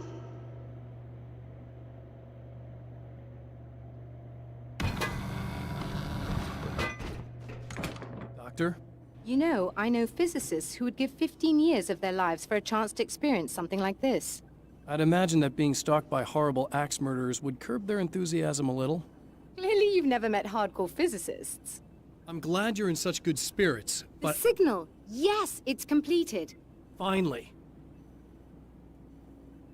If all goes well, this should be the last time we go through the loop. You know, I just realized that I don't have any memory of what happens after you leave. What does that mean? I don't think it means anything. If everything goes well, you just keep going. I don't show up here like this again, no more bad guys. Things go back to normal. Let's hope you're right. I'd love the opportunity to look into this in more detail. Looks like you've accepted the situation. I'm a pragmatist. If this is a delusion, at least my first psychotic episode is anything but boring. Really, Mr. Wake, at the end of the day, I'm a scientist. I love mysteries. I love not knowing. Whatever else this might be, it's absolutely fascinating. I wonder how far this reaches. Is everybody in the world experiencing this? Who knows? I think reality's probably pretty fragile right now. Doctor, I can see you're very enthusiastic about this. I'd appreciate a bit of discretion. Are you suggesting that we should suppress this? No. You can do what you like, but I want you to leave me out of it. But surely, with the things you know, the things you've experienced, you can replicate any of these results. We could— Let me be blunt. If you drag me into this, I'll deny everything. I'll lie like my life depended on it. And writers are damn good liars. Word of advice. This is things man was not meant to know territory. You get into this, chances are you'll open up a door into a world of hurt. Believe me, I know. I see.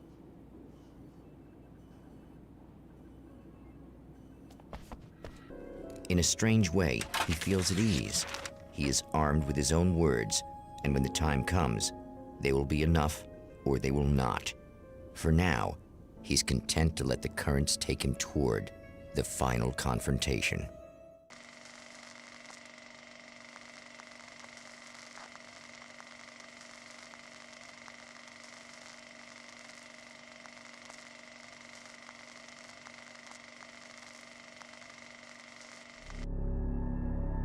Once more, we return to the drive-in.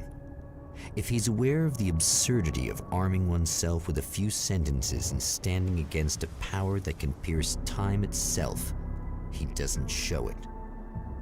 The man has his share of weaknesses, perhaps more, but cowardice is not among them.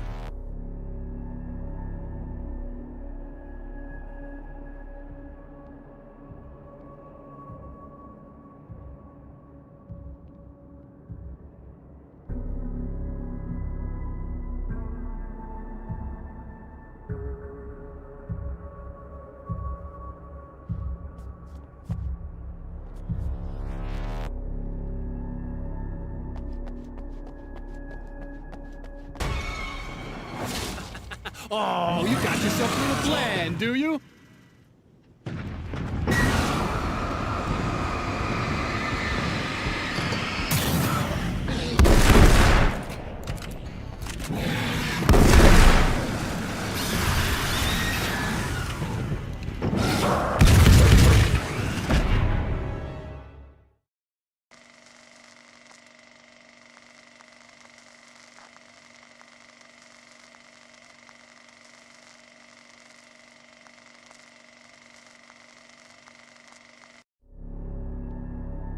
Once more, we return to the drive-in. If he's aware of the absurdity of arming oneself with a few sentences and standing against a power that can pierce time itself, he doesn't show it. The man has his share of weaknesses, perhaps more, but cowardice is not among them.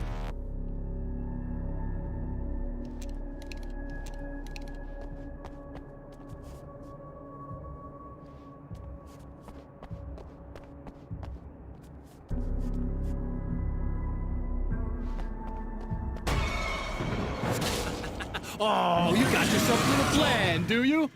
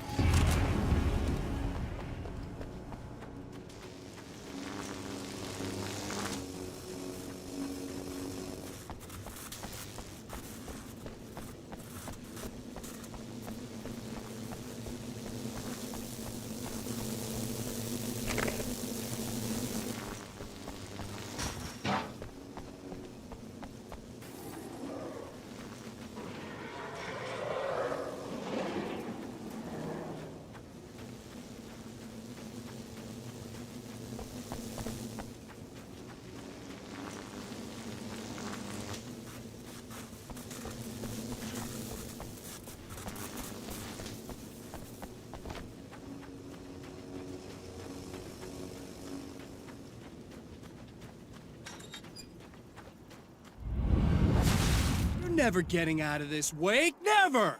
Don't worry. I'll take care of your wife and your life.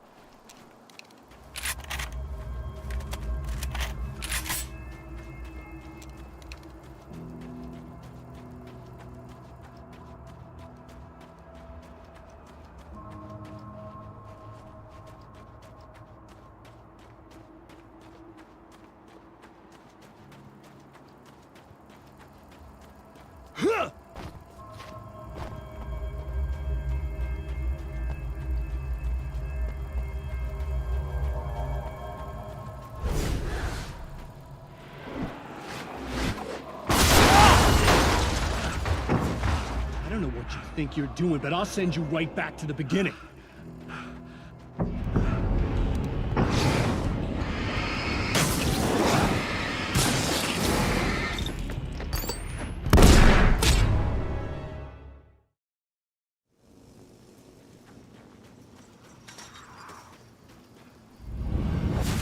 You're never getting out of this, Wake. Never!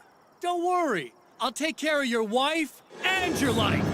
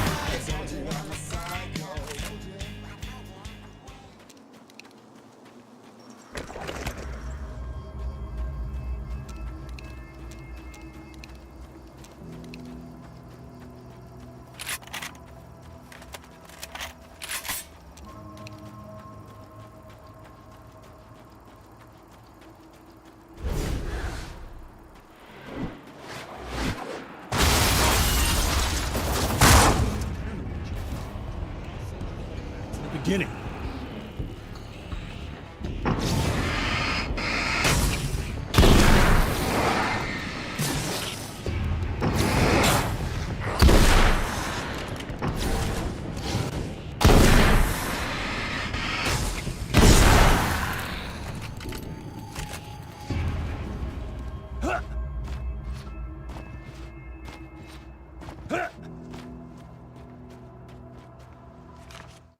When the Dark Man's eyes suddenly locked into Serena's, she flushed hot. They ignited a black fire in her. He was talking. He wanted the power turned off. He said something about the projector booth. She hooked a finger under his belt buckle. He grabbed a hold of her throat and twisted until it hurt. Somewhere deep inside, a part of her screamed in paralyzed horror, but the moan that escaped from her throat had no panic in it. "Pay attention," he said. "Business first." His eyes glittered shamelessly. Hers did too.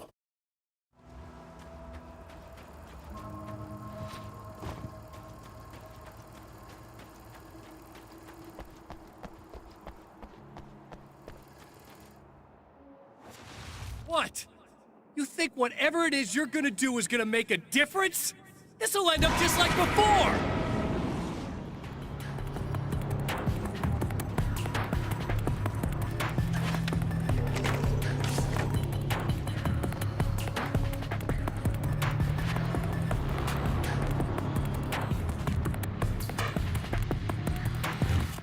There's more to fighting the Taken than just burning away the darkness that protects them. When I'm fighting for my life, I find myself slipping into a state of intense concentration that makes the beam of my flashlight seem more powerful and focused. I used to think it was just my imagination, something brought on by the adrenaline and fear of death, but now I'm not so sure. I've been touched by powers that I can't begin to truly comprehend, and they've left a mark. I'm starting to think this might be a part of it.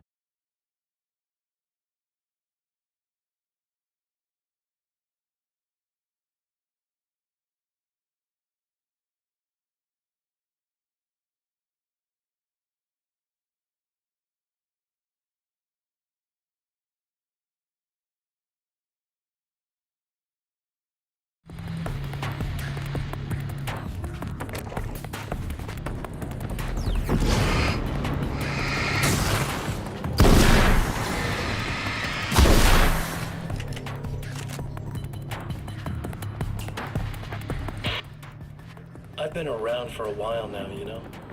Well, you've been disposed. I've been busy. I operate in the shadows. Not always literally, you understand? I'm a little more resilient than those I've taken. But I do my best work in the dark.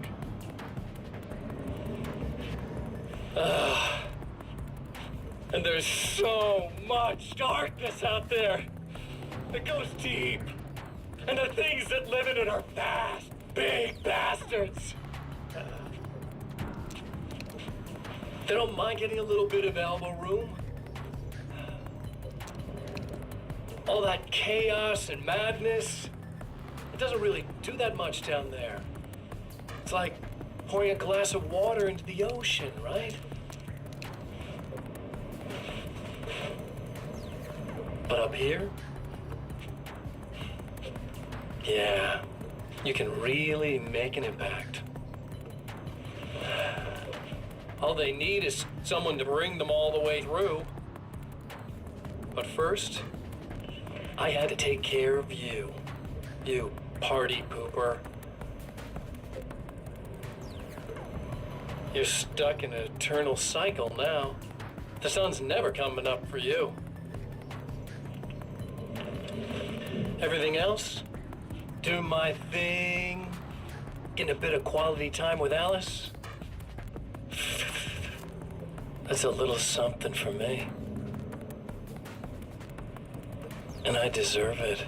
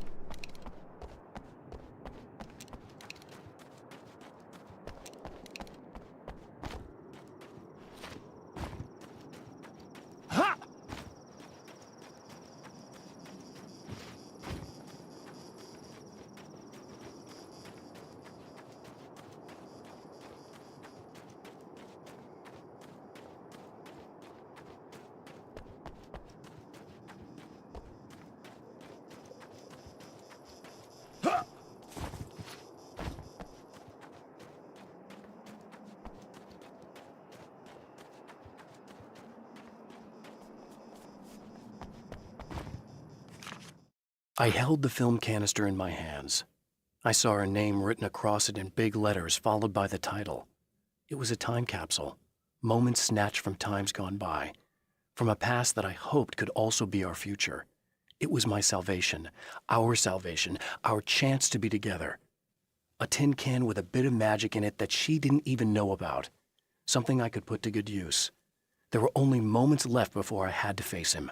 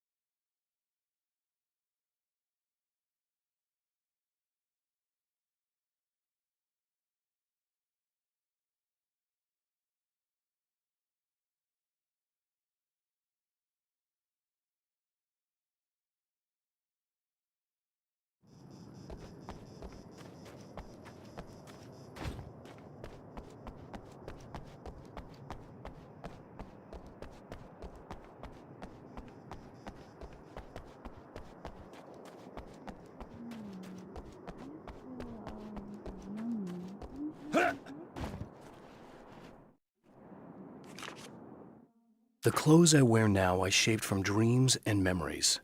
It's an old outfit, originally from the 90s.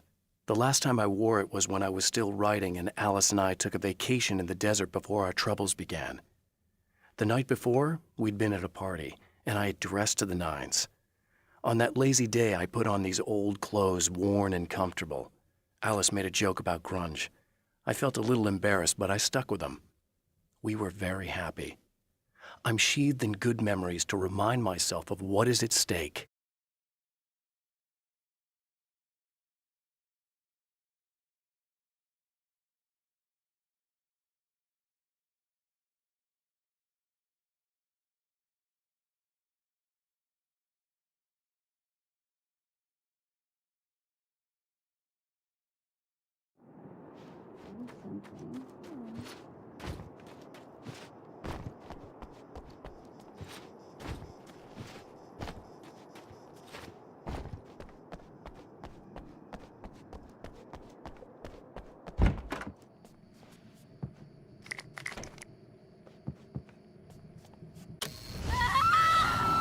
Oh, hey. I'm hoping I can put an end to this now. You'd better. I really don't want that to happen to me again. It's like somebody vomited in my brain, like a sleazy movie that keeps looping in my head. I'll stop this, I swear. You know the part that's really screwed up? If you mess it up, it'll just keep happening forever, right? I don't think I can deal with that. Don't think about that. I don't think of anything but. Hey, afterwards, when all this is done, look me up. This thing, I can probably help you deal with it. I don't know. It's almost like I'm not even in the same world anymore. Everything's just weird now. Yeah, I know. A lot of that'll pass with time. But being touched by the darkness, it's rough on you. It's a lot to process. And I just don't want you to get completely screwed up by this. Might be a little late for that, to be honest. Yeah, well, there's degrees. At least you're not at a point where you go around picking fights with people over not changing their light bulbs often enough. What? Never mind. All I'm saying is, you're not alone with this. And anyway, you're friends with Alice, so, you know, any friend of hers. Thank you.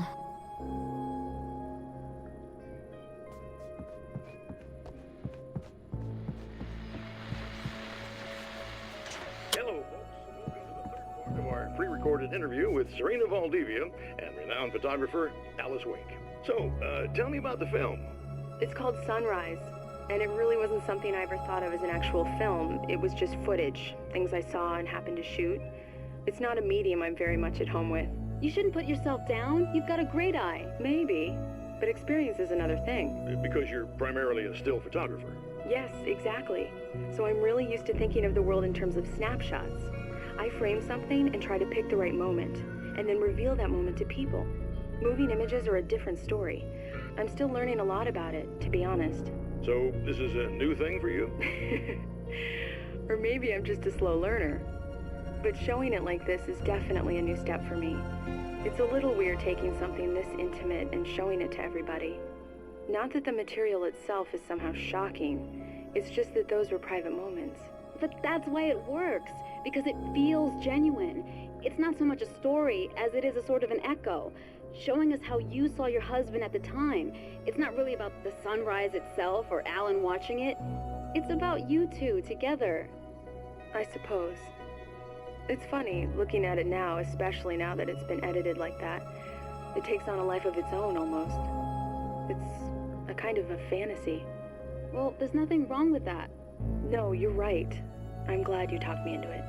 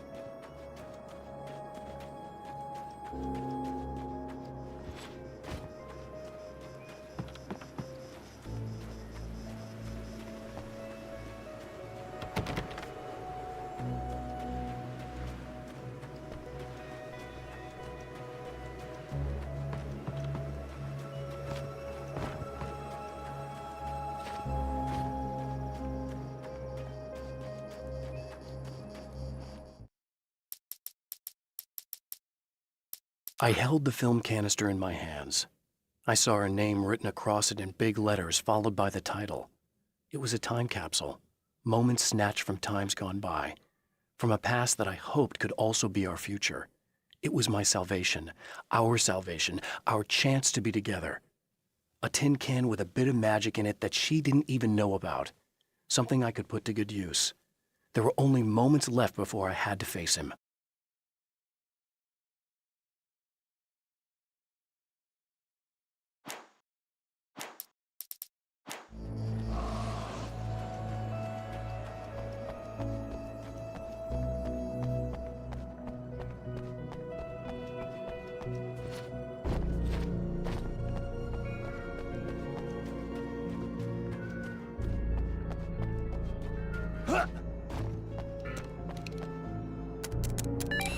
Again, the champion of light enters the final trap.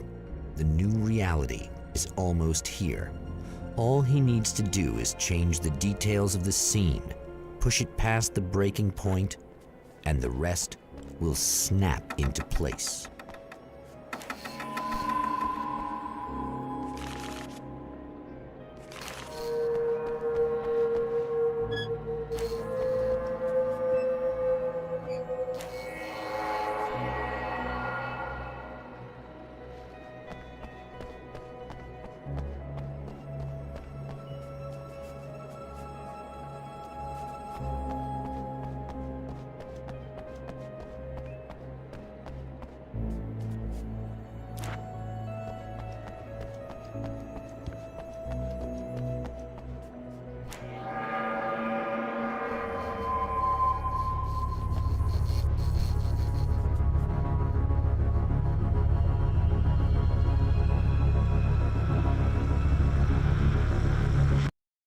Oh, come on, buddy.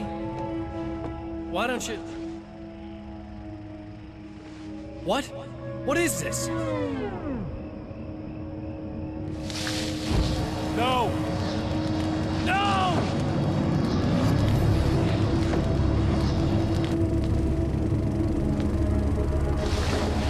You can't do this! All I did was take the things you always wanted and never had the balls to go for! It's my turn now! It's my life! It's my life!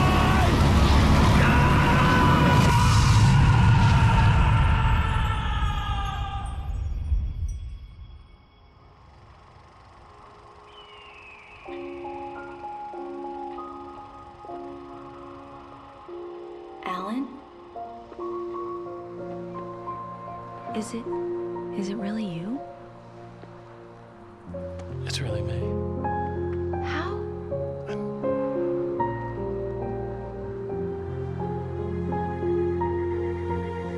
I love you. I love you.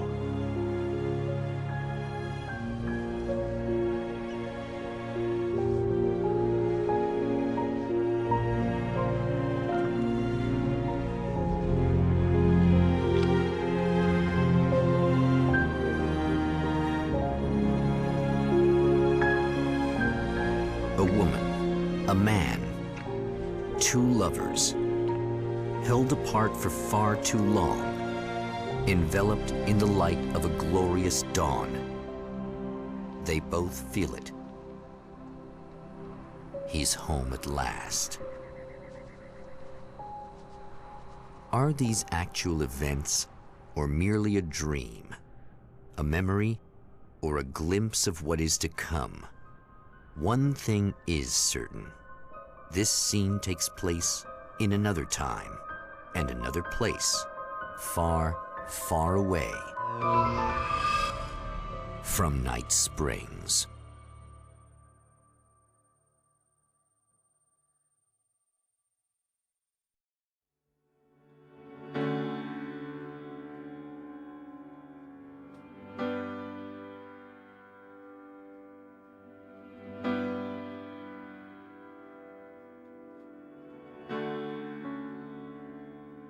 You know it feels nice watching the sun come up, and I've realized I can never return.